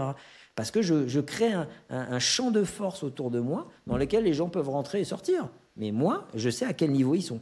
Tu vois, donc tout ça, c'est des choses sur lesquelles j'ai travaillé et c'est super important. L'art du tri. Tu vois, ça aussi, c'est quelque chose qu'on peut développer. Et il y a aussi un frein dont on n'a pas encore parlé. Et là, c'est des choses, effectivement, sur lesquelles je suis très, très fort là-dessus. Ça, c'est vrai. C'est le frein. Tu peux être très enthousiaste, on va dire, pour ceux qui comprennent. Alors, on est très enthousiaste, très motivé, ok. Et en fait, il dit, putain, je comprends pas, ça marche pas comme je veux. Parce qu'il y a un frein puissant qui est le subconscient. Le programme de sabotage intérieur que tout cerveau a. Pourquoi? Le cerveau, il est feignant, il est paresseux, il veut aller à l'essentiel, il fait des raccourcis. Et donc, ces raccourcis sont souvent négatifs. Parce que j'ai été associé avec un Philippe qui m'a arnaqué. Ah bah tiens, je rencontre un nouveau Philippe qui me propose une affaire. Bah ton cerveau dit, bah non, méfie-toi, le gars n'a rien à voir, il est peut-être très bien. Mais toi, tu vas avoir un a priori négatif. Il y a tout un tas de biais comme ça que les gens peuvent regarder, c'est invraisemblable. Ouais, ben, tu as plutôt intérêt à savoir les contourner. Tu ne peux pas les annihiler, hein, mais il faut savoir les contourner. Et là, nous, on a une technique assez extraordinaire où il faut savoir à quel moment le faire. Et ce n'est pas la pensée positive. C'est déjà bien la pensée positive, mais ça ne suffit pas. Sinon, ça se saurait, l'humanité serait libérée. Hein. Il faut passer par un autre principe qui permet de reprogrammer ton subconscient. Ça se fait très simplement, etc. Et parce que ce biais, cet inconscient, il a tendance à te freiner. Il est le contraire de la conscience et de l'éveil. Donc de l'intelligence au sens large du terme. Tu vois? Donc tu te rends compte qu'un être humain, c'est quand même très complexe. C'est pour ça que je dis, marrez-vous plus. Hein. Parce que si tu essaies de tout maîtriser, c'est foutu. C'est foutu. D'ailleurs, le jeu permet d'être beaucoup plus conscient de la chance qu'on a dans la vie. Je disais à quelqu'un, mais regarde, depuis que tu es jeune, tu as quasiment obtenu ce que tu voulais. Tu as recréé des besoins adultes en disant « Ouais, je veux être millionnaire, je veux être ci ou je veux je sais pas quoi, vivre au Sri Lanka, ou en Sri Lanka pas vraiment, mais en Thaïlande. » Enfin, tu as des rêves, tu as recréé d'autres rêves adultes, mais quand tu étais jeune, tu as quasiment obtenu tout ce que tu voulais. Le genre de problème, regarde, les gens se stressent toujours sur les mêmes problèmes. Et si tu regardes, tu es déjà passé à travers ce genre de problème. Et pourtant, le truc revient. Ça, c'est des phénomènes du subconscient. Donc, il faut être capable de reprogrammer. Donc ça, là, moi, je passe par des principes justement basés sur toujours l'élément R, c'est-à-dire la légèreté, pour faire ça. Parce que ça, c'est vraiment un truc que les gens sous-estiment. Il ne s'agit pas de connaître l'inconscient. Hein. Tu peux lire des bouquins de psychologie sur l'inconscient, oui. Mais le problème, c'est de le maîtriser. C'est-à-dire d'arriver à en faire ton ami, en fait. Ça, c'est un point très, très important. Et du coup, je voulais boucler la boucle pour justement, parce que tu en as parlé un petit peu, finir l'arc sur justement le point un peu plus, justement, toi, ta vision du droit personnel, de la spiritualité un peu New Age, Ouais. versus, et tu as commencé avec, et je voulais qu'on finisse dessus de façon plus développée, les vrais principes intemporels. Parce qu'en plus, c'est un truc moi que je défends. On parlait du marketing, de la psychologie, de la productivité, des cycles, tout ça, de toujours dire, bon ok, il y a peut-être des choses qu'on va adapter en termes de tactique sur le contexte actuel, mais on va toujours se baser sur les principes intemporels. Pour toi, c'est quoi, justement, là, pour finir, pour ceux qui voudraient justement cultiver plus d'expansion, d'enthousiasme, de joie, tout ça, les principes qui pour toi, aujourd'hui, sont les plus pertinents et qui pourrait illustrer les conseils que tu as donnés pour au moins donner des petits tips pour ceux qui nous écoutent. Et puis, bien entendu, voilà, en gros, aussi peut-être arrêter des choses qu'on voit et qu'on entend beaucoup en spiritualité qui sont pas forcément constructives.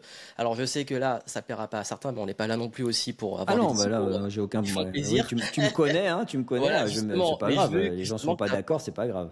ouais, voilà, donc justement d'apporter, toi, selon toi, c'est quoi franchement, les trucs qu'on entend beaucoup, qui sont pas forcément pertinents, mais ça, on en a abordé beaucoup, hein, déjà jusqu'ici, mais là, est-ce que vers quoi les gens devraient plus se baser en termes de principes et de qualité?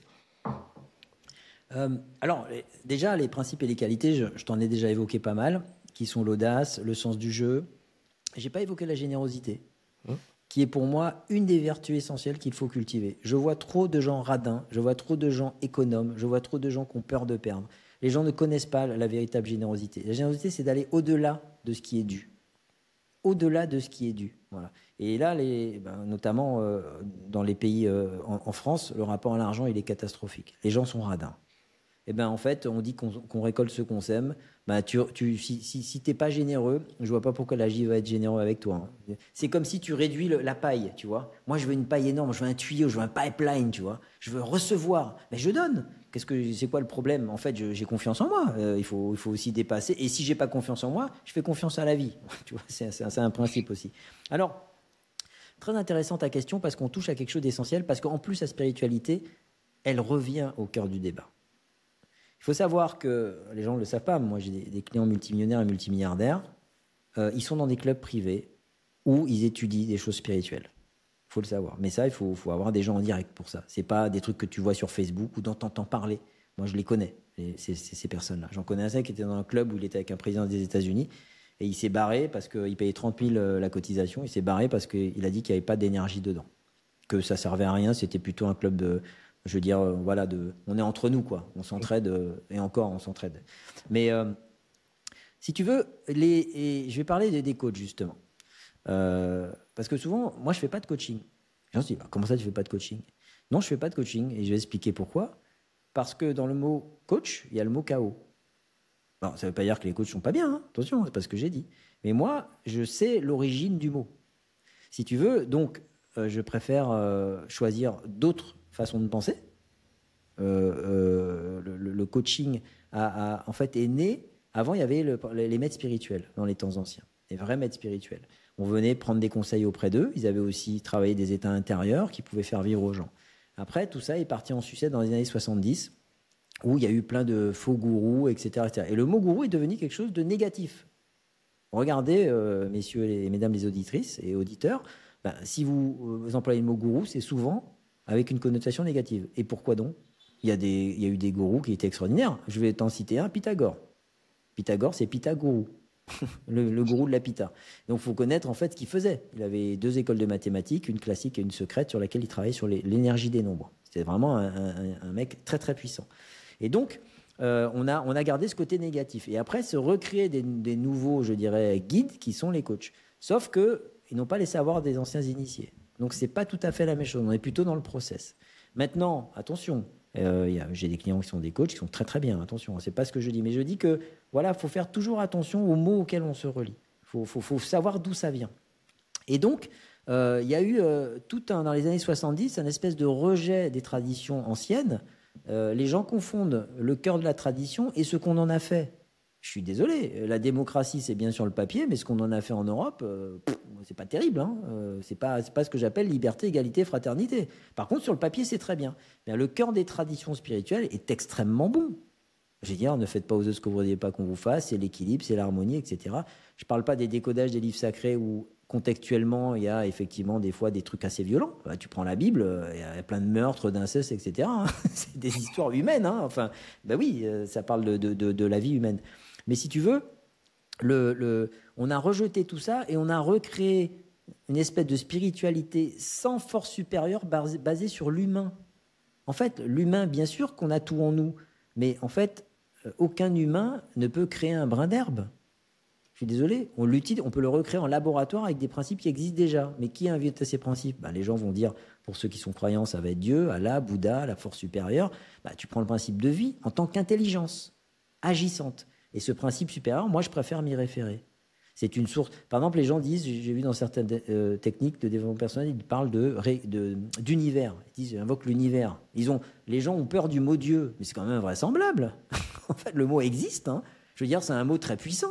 Et, après, tu n'as pas besoin de croire en Dieu, tu mets ce que tu veux derrière le mot Dieu. Tu n'es pas obligé de mettre religion, mais cette force supérieure de vie qu'on a tous en nous et qui est supérieure à nous, puisqu'en fait, aujourd'hui, personne à l'heure actuelle qui nous écoute peut dire « je meurs à l'instant par sa simple volonté ». Tu peux pas. Il faut faire un acte pour mourir, il faut se suicider. Mais tu peux pas, tu n'as pas de puissance dessus. Donc ce principe, il existe bien. Donc en fait, il existe et il est dans ton cerveau, il est à tous les niveaux de ta façon de faire le business, ta façon de réagir aux gens, ta façon de gérer ta vie, savoir qu'est-ce que tu veux devenir dans la vie. Donc moi, je me réfère à une source qui est puissante et qui me permet d'activer une force vitale chez des athlètes de très haut niveau, de les faire courir plus vite. C'est ce que j'ai toujours fait. Là, j'ai fait des basketteurs, en NBA, tout ça. Ben, les mecs explosent les stats. C'est clair, c'est net et précis. Et le mec a re-signé pour un trimestre puisqu'il a dit bah ouais, je vois les résultats, c'est instantané, je me sens différent, je suis plus rapide, etc. Je récupère mieux, j'ai plus de leadership sans avoir changé mes entraînements. Juste en ayant fait des sessions. Voilà, c'est tout. Donc, la source n'est pas la même. Je vais dire une phrase. Si vous pratiquez une spiritualité, mais que vous êtes toujours aussi émotionnel, vous avez toujours autant de peur de perdre, eh bien en fait, c'est que ce que vous pratiquez ne fonctionne pas, ça ne sert à rien. Parce que la spiritualité, c'est ce qu'il y a de plus élevé chez un individu. C'est ce qui permet de créer. Votre esprit crée. D'accord ? Donc la spiritualité, c'est bien l'esprit. Et d'ailleurs, à l'origine, spiritualité, c'est le souffle de l'esprit. C'est génial le mot souffle. Tu vois, tu rejoins l'élément air et la légèreté dont je parlais. Tu vois, il y a plein de choses. Les gens ne s'imaginent pas tout ce que ça implique, le fait de dire la légèreté. Et en fait, le souffle de l'esprit, c'est quel souffle tu donnes à ta vie. Si c'est pour pratiquer un truc de staccanoviste, méditer des heures, prendre des graines germées, etc., ne plus vivre, bah, c'est pas ça le souffle. Hein. C'est le contraire. Donc je dirais aux gens, attention à ce qu'ils pratiquent et regardez les résultats. Certains vont me dire, ah oui, mais je me sens mieux en méditant. Ok, dans quelle direction médites-tu ? Bah, comment ça, dans quelle direction ? Bah oui, il y a 4 points cardinaux. Et les points cardinaux, il faut savoir ce que ça veut dire, cardinal. Bah oui, cardinal, cardo, ça veut dire charnière en latin. Donc ça veut dire qu'une charnière, c'est une porte, tu passes d'une dimension à une autre. Donc en fait, les points cardinaux, ils ont une signification, même électromagnétique. Donc en fait, on ne médite pas dans n'importe quelle direction. Pareil, beaucoup méditent les yeux fermés. Ben, dans la vie, tu avances les yeux ouverts ou les yeux fermés, tu vois ? Donc, je veux dire par là qu'il faut faire attention aux connaissances imprécises. C'est pas parce qu'on a une sensation où son système nerveux se calme qu'en fait, tu es en train de transformer ta vie. Hein. Tu as juste ton système nerveux qui s'est calmé. Moi, ce que j'attends de la spiritualité, c'est qu'elle me donne un sentiment de plus de force, plus de puissance, plus d'abondance et une intelligence qui augmente. Parce que sans intelligence, tu peux pas améliorer ta vie et aller vers le bonheur. C'est pas possible. Donc, je vois beaucoup de techniques, malheureusement, où les gens s'enferment, se réduisent par peur du monde de la matière. Alors, je ne parle pas forcément de tes auditeurs, mais dans le monde, beaucoup de spiritualités sont basées sur c'est un peu dur la vie, donc on va aller plutôt s'enfermer dans des principes spirituels, ou les religions, ou moi je fais du reiki, moi je fais ci, moi je fais là. Mais attention, parce qu'on bouge dans l'invisible à des énergies, si vous ne savez pas d'où ça vient, vous pouvez avoir un contre-coup très puissant. Ça peut créer des sensations illusoires de bien-être. Moi, je ne recherche pas le bien-être. Je veux être bien. Ce n'est pas la même chose. Je veux que mon être soit bien. Je veux me sentir, comme on dit, aligné. Je veux me sentir fort dans l'adversité. Je ne veux pas avoir peur des événements. Oui, bien sûr, il y a plein d'incertitudes, mais je ne veux pas être l'objet de cette peur-là. Donc, tout ce que je pratique, moi, j'ai pris cette voie, en tout cas, que j'ai pratiquée, parce que, en fait, cet enseignement que j'ai eu par ceux qui m'ont formé, parce qu'en fait, j'ai vu les résultats tout de suite. Et j'ai vu que ça ne m'enfermait pas dans quelque chose de trop rituel. Parce que je ne suis pas quelqu'un de rituel. Je suis un peu dans le profil de ce que tu parles, multipotentiel. C'est-à-dire, moi, j'aime bien varier ma vie. Mais par contre, il faut que ça soit efficace. Donc, faites attention parce que la spiritualité telle qu'elle est pratiquée aujourd'hui majoritairement est la plus grande désillusion en un mot et en 2 mots. C'est pour ça que les gens passent beaucoup de technique en technique. Il ne faut pas se perdre. Il y a des principes intemporels. Par exemple, je vais te donner un exemple. Alors, ça va paraître désuet. Dans les grands fondateurs de certaines religions, ils parlaient des vertus qu'il fallait travailler. C'est lesquelles, je vais te le dire. Prudence, justice, force, tempérance. Il y a quoi d'anormal dans tout ça ? Et je parle des pères de l'Église. Hein. Attention, Saint Augustin, Saint Thomas d'Aquin. Je pourrais parler pareil dans le Coran ou le bouddhisme. Hein, c'est la même chose. Ou la Bhagavad Gita des hindous. Également, les 3 vertus théologales, ta foi, espérance, charité. La foi, c'est, on va dire, pour quelqu'un qui n'est pas croyant, mais est-ce que tu as foi en toi? Est-ce que tu as foi dans ton projet? On rejoint l'intensité dont je te parlais. L'espérance, c'est pas d'attendre, c'est justement de croire au bon côté de la vie. C'est déjà ça, de switcher, de faire un switch, surtout en ce moment où les conditions géopolitiques sont peut-être incertaines, etc. La charité, on rejoint la générosité. Tu vois, la justice, ben justement, la justice, est-ce que tu es quelqu'un de juste dans les affaires? Je vois trop de gens qui se croient malins. Ils vont la faire un peu à l'envers. J'en connais plein. Je lui dis, mais là, tu es en train de basculer dans la malhonnêteté. Le marketing aujourd'hui bascule, je trouve, trop souvent du côté du mensonge. Certes, faire de l'influence, c'est bien, mais faire de l'influence pour vendre des produits qui rendent les gens malades, je ne suis pas d'accord. Que ce soit les produits phyto, etc., ou même des produits qui rendent addicts. On le sait très bien. Le mec qui a inventé, il s'appelle Édouard Bernays, c'est le cousin de Freud, qui a inventé, il a écrit un livre fantastique qui s'appelle Propaganda. Le mec, c'est le père du marketing. Est-ce que les jeunes entrepreneurs le savent? Non, ils vont étudier des trucs à la mode. Le mec avait tout compris, l'influence des masses, etc. Le problème, c'est qu'il a utilisé ça pour, par exemple, faire les femmes fumer dans les années après la guerre, notamment aux États-Unis. Si les gens ont vu la série Mad Men, ça fume dans tous les coins de rue dans la première série.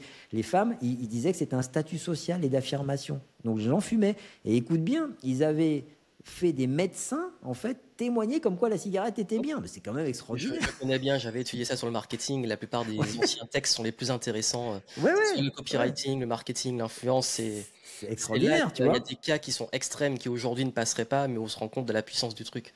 Exactement. Tu vois, tu as également la force. Ben justement, quelle est ta puissance de force pour résister? La force, elle te permet de passer au-delà de ta peur. Donc, il faut la cultiver. Tu vois, la tempérance, ça aussi, c'est bien. La tempérance, c'est pas la faiblesse de dire amen à tout. C'est d'être tempéré, de ne pas être compulsif, justement, dans un monde où, en fait, on te donne tellement de surinformation que ton cerveau est échauffé et qu'il va réagir que émotionnellement. Il est polarisé, il est réactif. Il est polarisé, tu vois. Donc, tu vois, moi, je travaille sur des qualités comme ça. J'ai pas besoin d'aller chercher des trucs. Rien qu'avec ça, j'en ai pour toute ma vie déjà. Parce que je me pose toujours des questions. Est-ce que c'est juste ce que je fais? Tu vois, quand tu gagnes beaucoup d'argent. À un moment donné, j'avais beaucoup de clients très, très riches. Quand j'ai commencé, comme j'ai tapé que dans le haut de gamme, je voulais faire fort, ok? Et c'était très confortable. T'as rien à faire. Au lieu d'avoir 100 clients, t'en as un qui te paye l'équivalent de 100. T'es bien. Sauf que je me suis rendu compte, mon associé, on a fait le point, on dit on est en danger. Bah en fait, tu es en train de te reposer, en fait, tranquille. Et là, tu n'as plus l'intelligence de la rue. Tu vois, il faut faire très attention, tout ça. Donc, tu vois, moi, je regarde toujours, est-ce que je suis dans un équilibre dynamique? Donc, je travaille sur des choses comme ça, simples. Et en fait, moi, ma spiritualité, elle est basée sur la matière. C'est dans la matière que je trouve les secrets spirituels. Et c'est exactement comme ça que ça se passe. C'est pour ça que les livres sacrés ont été écrits par des gens qui étaient très concrets. Quand tu lis les différents livres sacrés, c'est plein d'histoires humaines. C'est pas un truc évaporé. On se réalise sur Terre, pas dans des états de béatitude, etc. Ça existe, hein, évidemment, dans le cerveau, il y a ces états-là. Moi, j'en connais très bien. Hein, j'ai déjà vécu des états très puissants. Mais après, il faut revenir, il faut payer des factures. Hein. Il faut être en conquête et en prospection. Donc, je dirais que attention à la spiritualité que vous pratiquez. Si elle vous donne des résultats concrets et qu'elle vous allège, oui. Si elle vous alourdit, y a quelqu'un qui me disait, j'ai pris un programme avec quelqu'un, mais c'était tellement compliqué ce qu'il fallait faire le matin, tout ça. Elle m'a dit, oh là, ça m'a pris la tête. Moi, je suis mère de famille, j'ai déjà 2 filles, 2 enfants, j'en peux plus. Là, le truc me prend la tête. Et le gars t'explique des trucs, mais quand il t'explique des trucs, tu comprends même pas ce qu'il te dit. Il faut aller à des choses simples. Il faut que ça soit simple et efficace. Mais je dis attention aux gens, aux trucs à la mode. Attention. Parce que, par exemple, le truc du jeûne, par exemple. Écoute, moi, je suis super fin, je suis mince, machin, j'ai jamais fait de jeûne. Hein, parce que j'ai du bon sens, c'est tout. Après, ça peut passionner quelqu'un, et puis il y a des gens qui, je veux dire, au niveau médical, le jeûne, ça fait du bien. Attention, hein, ça nettoie, ça purifie. C'est naturel de faire un jeûne. Oui, par exemple, moi, c'est ce que je dis. J'ai pas envie de manger, bah, je mange pas, et puis c'est tout. Oui, bah pareil, tu vois. C'est pas m'imposer un truc, quoi. Voilà, tu vois, il faut savoir trouver son rythme et voir les résultats. Il faut pas avoir peur de se cacher la face. Par contre, il y a un truc qu'il faut être, c'est vraiment, il faut savoir se poser des questions précises et claires. Il faut arrêter de se mentir à soi-même. Par exemple, je prends le mot bienveillance. Ce mot a été extrêmement employé dans le développement personnel et dans l'entrepreneuriat. Moi, j'ai fait des interventions dans des groupes d'entrepreneurs et tout ça. Tout le monde disait « Ah, la bienveillance ». Mais en fait, quand tu discutes la bienveillance, c'était de la faiblesse. C'est « je suis bienveillant, mais en fait, je dis pas ce que je pense ». Bah non. Non, tu dis ce que tu penses. Parce que dire ce que tu penses, c'est affirmer et créer une réaction en face pour créer du dialogue. Si tu dis pas ce que tu penses, tu tombes dans l'hypocrisie. Et les gens mettaient le mot bienveillance dessus. Je dis, mais non, t'es un hypocrite en fait. Ah, putain, ça choquait la personne. Non, mais c'est vrai. Bienveillance qu'il faudrait cultiver. Oui, exactement. Exactement, tu vois. Donc, je préfère cultiver la franchise, la clarté, que cette pseudo-bienveillance ou pseudo-tolérance. Pareil sur le mot tolérance. Mais la tolérance, d'ailleurs, c'est la tolérance. Hein. Déjà, je me méfie du mot. Mais c'est surtout que, en fait, moi, il y a des choses que j'accepte et que j'accepte pas. Hein. Même de la part de mes clients, à des gens à qui j'ai déjà dit non, je ne travaillerai pas avec toi parce que toi, tu es un consommateur de produits. Et je ne suis pas un consommateur de produits. J'ai dit ça à un multimilliardaire à Miami. Le gars, au bout de 5 minutes, j'avais parlé, il m'a dit « Ok, on travaille ensemble. » Ben, je te promets, encore pareil, l'audace. Je suis levé, on a dit « Non, non, mais attendez, ça ne va pas être possible. » Le mec, on lui dit jamais non. Hein.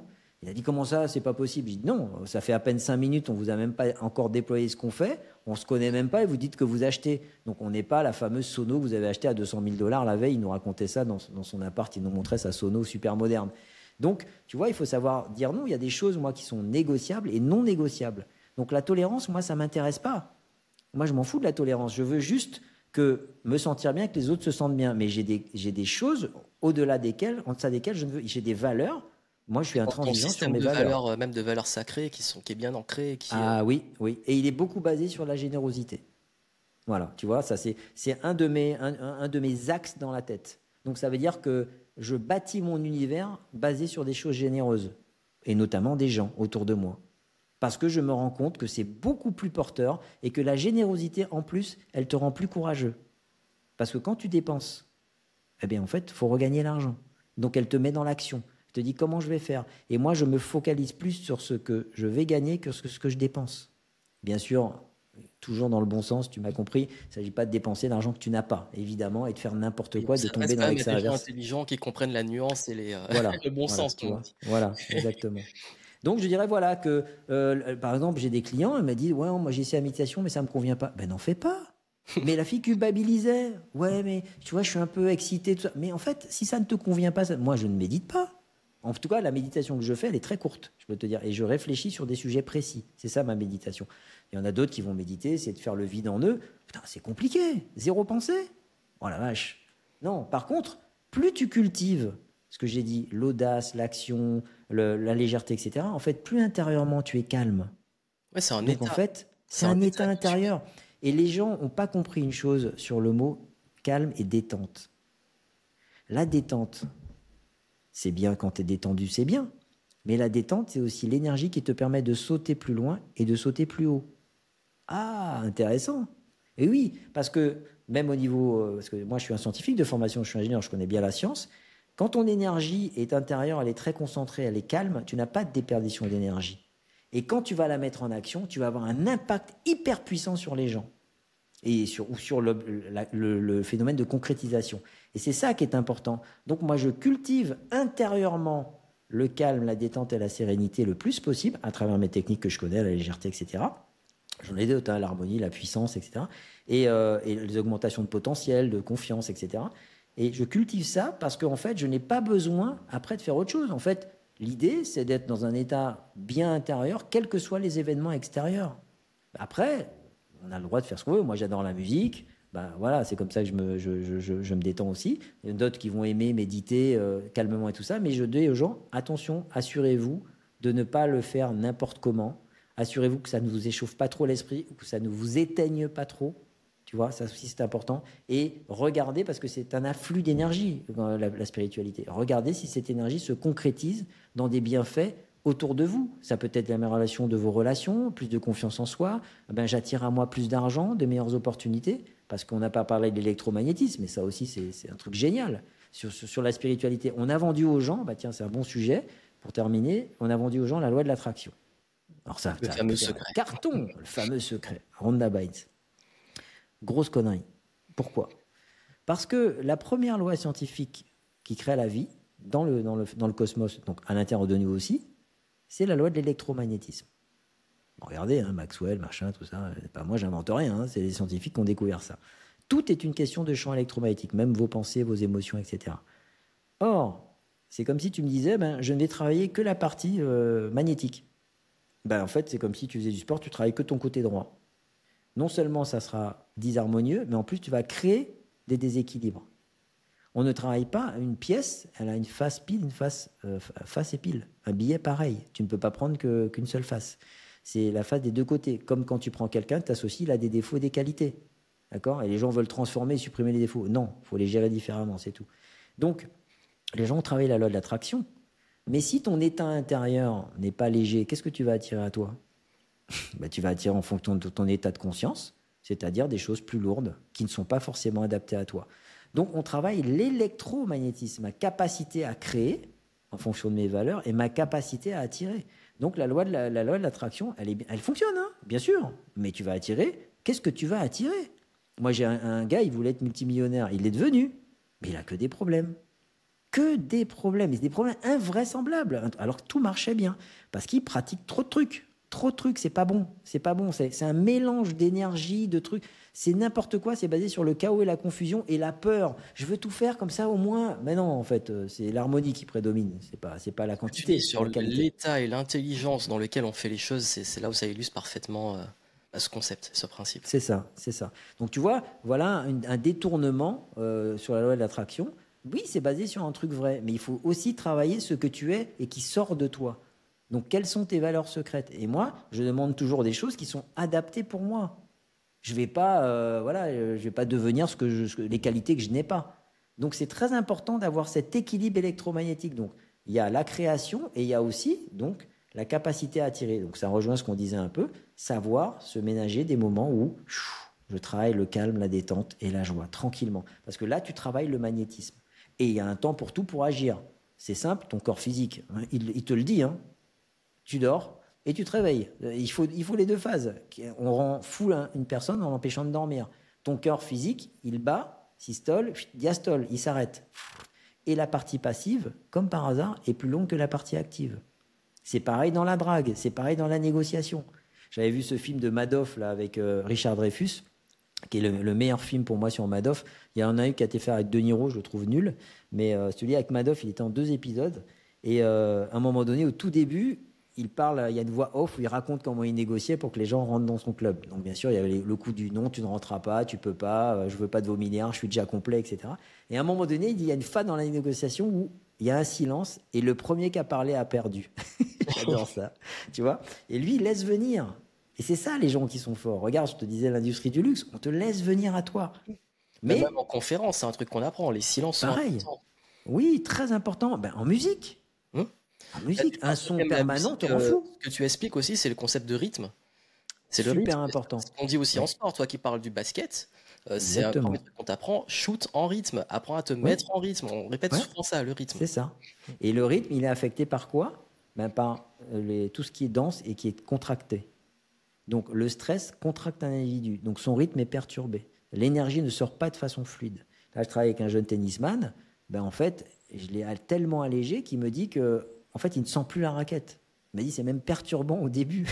Il est plus rapide, mais en même temps, il est plus ancré au sol. C'est-à-dire que là, lui, il n'était pas assez ancré au sol. Il s'est rendu compte que en s'allégeant, ce qui paraît quand même contre-intuitif, en t'allégeant, tu te dis je vais m'élever. Mais en fait, c'est comme si son cerveau, il m'a dit je comprends mieux qu'il faut que je sois bien assis au sol pour avoir de la puissance. Parce que ton intelligence se remet en action. Et effectivement, tout ce qui est stressant, pression et contraction a tendance à dilapider ton énergie. Donc, tu n'es plus dans un rythme fluide. Et ça rejoint tout ce que tu dis sur les multipotentiels. Trouvez votre propre rythme. Si vous êtes quelqu'un qui aime faire 15 choses dans la journée et que ça ne vous épuise pas, et évidemment, il ne s'agit pas de dire je vais faire 15 choses dans la journée et puis à la fin de la journée, tu es épuisé. Eh bien, en fait, si ça correspond à ton rythme, c'est très bien. Il y a des gens, en plus, ça rejoint le principe des 4 éléments. Le feu, l'air, l'eau, la terre, les gens ne connaissent pas ça en détail, mais c'est des principes agissants, hein. Ce n'est pas des principes philosophiques. Moi, je travaille dessus sur la sélection des gens. Et clairement, et dans ma communication. Vous le ressentez, en gros, c'est votre personnalité, c'est ce qui est un peu naturel, c'est votre rythme naturel. Exactement, voilà, tu as un rythme naturel. Après, si ton rythme naturel est comme moi, je suis un élément feu, donc je suis très actif, j'ai travaillé l'inverse, j'ai travaillé le calme pour être plus équilibré. Tu vois, si tu as tendance à être un petit peu trop émotionnel, un peu trop lent, un peu trop ce qu'on appelle tempérament haut, en fait, tu dois travailler plus l'action et la volonté, être plus affirmatif, etc. Si tu es quelqu'un qui est un élément R, comme toi justement, extrêmement imaginatif, les gens qui aiment bien justement les analogies, les symboles, toutes ces choses-là, les choses élevées, bien en fait, tu dois travailler sur ton élémentaire. c'est-à-dire la concrétisation, les choses factuelles, etc., etc. Tu vois. Donc, faut toujours, on a un élément dominant, mais il faut travailler l'inverse. Donc ça, c'est la volonté. Parce que au départ, travailler moi l'inverse de mon élément, crois-moi, j'avais pas du tout envie. Hein. Ah non, les gens trop émotionnels, tout ça, ça me saoulait, tu vois. Mais ouais, mais j'ai travaillé l'empathie, la capacité d'écoute, etc. Tu vois. Donc, tu vois, c'est passionnant. Mais ça, c'est des choses de la véritable spiritualité, basée sur les 4 éléments, le tétragramme. Mais c'est pas juste une étude philosophique. Il faut savoir le ramener à ta propre vie. Donc là aussi, malheureusement, les connaissances sont souvent dévoyées là-dessus. C'est ce que je regrette. On a créé tout un tas de trucs à la mode alors que tout avait déjà été écrit. C'est quand même complètement débile. Et en plus, on l'a vidé de sa substantifique moelle, c'est-à-dire le principe de force universelle. Les gens s'emballent dans des espèces de trucs à la mode. Ça donne aucun résultat tangible hein, dans leur vie de tous les jours, j'entends. Hein. Tu es toujours aussi malheureux dans tes relations, tu es toujours à lutter pour l'argent ou à stresser pour l'argent. Même ceux qui ont de l'argent stressent pour l'argent. C'est quand même pas normal. Tu te dis, mais ils ont tout pour... Non, non, parce qu'il y a un phénomène justement de déséquilibre intérieur. Voilà. Bon, voilà ce que je peux te dire. J'espère que vous réalisez la chance que vous avez d'avoir accès à tout ça déjà dans un podcast de 90 minutes parce que c'est du lourd. Ah oui, 90 et même s'il y a encore des choses que vous ne comprenez pas et tout, je peux vous dire que justement ça peut déjà au moins commencer une réflexion et un changement de perspective. Vous êtes déjà gagnant, donc vraiment j'espère que vous en profitez au maximum. En tout cas, Jean-Michel, merci beaucoup pour cette richesse de partage. Je sais que merci à toi. Hein. On fera un podcast de 3 heures, 4 heures, 5 heures, ça peut pas. Ouais. Mais en tout cas, vous me direz si vous avez vraiment aimé l'échange et qu'il y a des points que vous voulez approfondir et tout. Écoutez, si un jour on peut faire revenir Jean-Michel dans le podcast et puis le faire aussi peut-être en présentiel, t'es en Martinique, donc ah ouais, ça serait super. On se fera un super deuxième un beau cadre. Épisode. Voilà, vous me le direz. Et puis justement, je sais que tu étais quelqu'un qui n'était pas encore trop des réseaux sociaux et tout ça, mais aujourd'hui tu t'y mets. Donc oui, pour ceux qui veulent te retrouver pour ta nouvelle, on va dire, initiative de branding. Avant, tu bossais surtout en off et tout, et maintenant tu commences à diffuser un peu ces messages. Et je suis très heureux que tu aies pu commencer à le faire aussi à travers ces formats-là. Donc, où est-ce qu'on peut te retrouver? Écoute, pour l'instant, j'ai mon LinkedIn sur lequel je vais maintenant animer mon profil après l'avoir brandé. Parce qu'il y a trop de gens qui me disaient mais c'est super ce que tu fais, mais on ne sait pas ce que tu fais. On comprend pas, etc. Donc j'ai décidé non pas de vendre des choses, mais en fait de me présenter en fait de façon plus large pour aussi pouvoir éventuellement, parce que c'est quand même devenu un moyen de communication. Moi, j'applique à moi-même ce que j'apprends, c'est à savoir. Effectivement, j'ai toujours fonctionné du bouche à oreille. Ça fait 20 ans. Donc, tu vois, je me suis développé comme ça. Et en fait, je me suis dit, il faut aussi que je m'adapte. J'avais pas envie de le faire parce que c'était nouveau, fallait changer. J'ai changé, quoi, tout en continuant le bouche à oreille. Et puis, ça stimule l'imagination, ça donne d'autres opportunités. J'ai rencontré via justement un podcast que j'avais fait. Sur la plateforme Kalimandjaro. En fait, d'ailleurs, je remercie aussi ce super Tanguy là qui m'a donné cette opportunité. Au départ, j'étais pas du tout partant pour le faire, et puis en discutant avec lui, l'état d'esprit, c'est un peu comme toi. Hein. Tu vois, moi, je choisis les gens en fonction de leur état d'esprit. Et je te connais, voilà, on se connaît bien maintenant. On travaille ensemble et je connais la qualité de ton état d'esprit, donc c'est pour ça que j'ai accepté de le faire. Mais voilà, donc effectivement, on va voir ce que ça va donner. En fait, j'y vais. Mais je ne suis même pas... En fait, j'y vais, comme je te dis, je ne veux pas gagner quelque chose, vraiment. Hein. Je le fais parce que ça m'amuse, parce que ça me challenge sur des nouvelles choses, parce que j'ai mis en place des ressources pour le faire. Ça m'a permis de travailler sur un branding avec des gens. Moi, quand j'ai quelqu'un en face de moi, il n'y a pas de problème, je sais vendre. Ce que je fais, c'est exceptionnel, la personne est arrivée à moi, il n'y a pas de problème. Mais quand tu vends à des gens entre guillemets, oui, tu es sur Internet, les gens pensent que tu vends. En fait, tu te vends quelque part, tu vends ton image. En fait, tu n'as personne en face. Et ça, c'était une autre façon de communiquer, tu vois. Oui. Donc, voilà, on verra bien ce que ça donne. Et pour l'instant, c'est le LinkedIn. Je vais animer, je vais faire des extraits de podcasts, je vais faire des vidéos, etc. Sur mon profil, Jean-Michel Sulpicy, voilà. Super, je mettrai le lien en descriptif. Et en tout cas, merci beaucoup à toi pour la richesse de ce que tu apportes.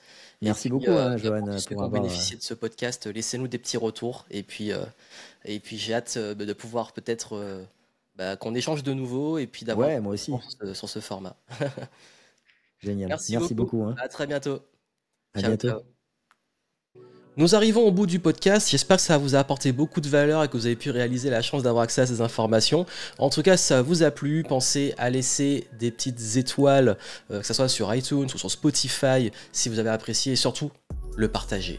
Le partager parce que ça encourage à pouvoir continuer, et si vous pouvez me laisser vos petits retours sur les réseaux sociaux, je vous mets les liens dans les descriptifs, par rapport justement à une thématique que vous voudriez qu'on approfondisse ou le sujet peut-être pour un futur épisode, ça me ferait super plaisir. En tout cas, voilà, merci à Jean-Michel, sa disponibilité et de ses conseils. C'était vraiment 90 minutes de pure pépite. Donc, si vous avez apprécié, franchement, laissez les retours, ça aide, ça contribue beaucoup à aller vous chercher des invités exceptionnels comme ça. Et puis, bien entendu, on se retrouve pour des futurs épisodes du podcast. Et d'ici là, moi, je vous souhaite plein de succès. Et n'oubliez pas de rester dans le flow. À très bientôt.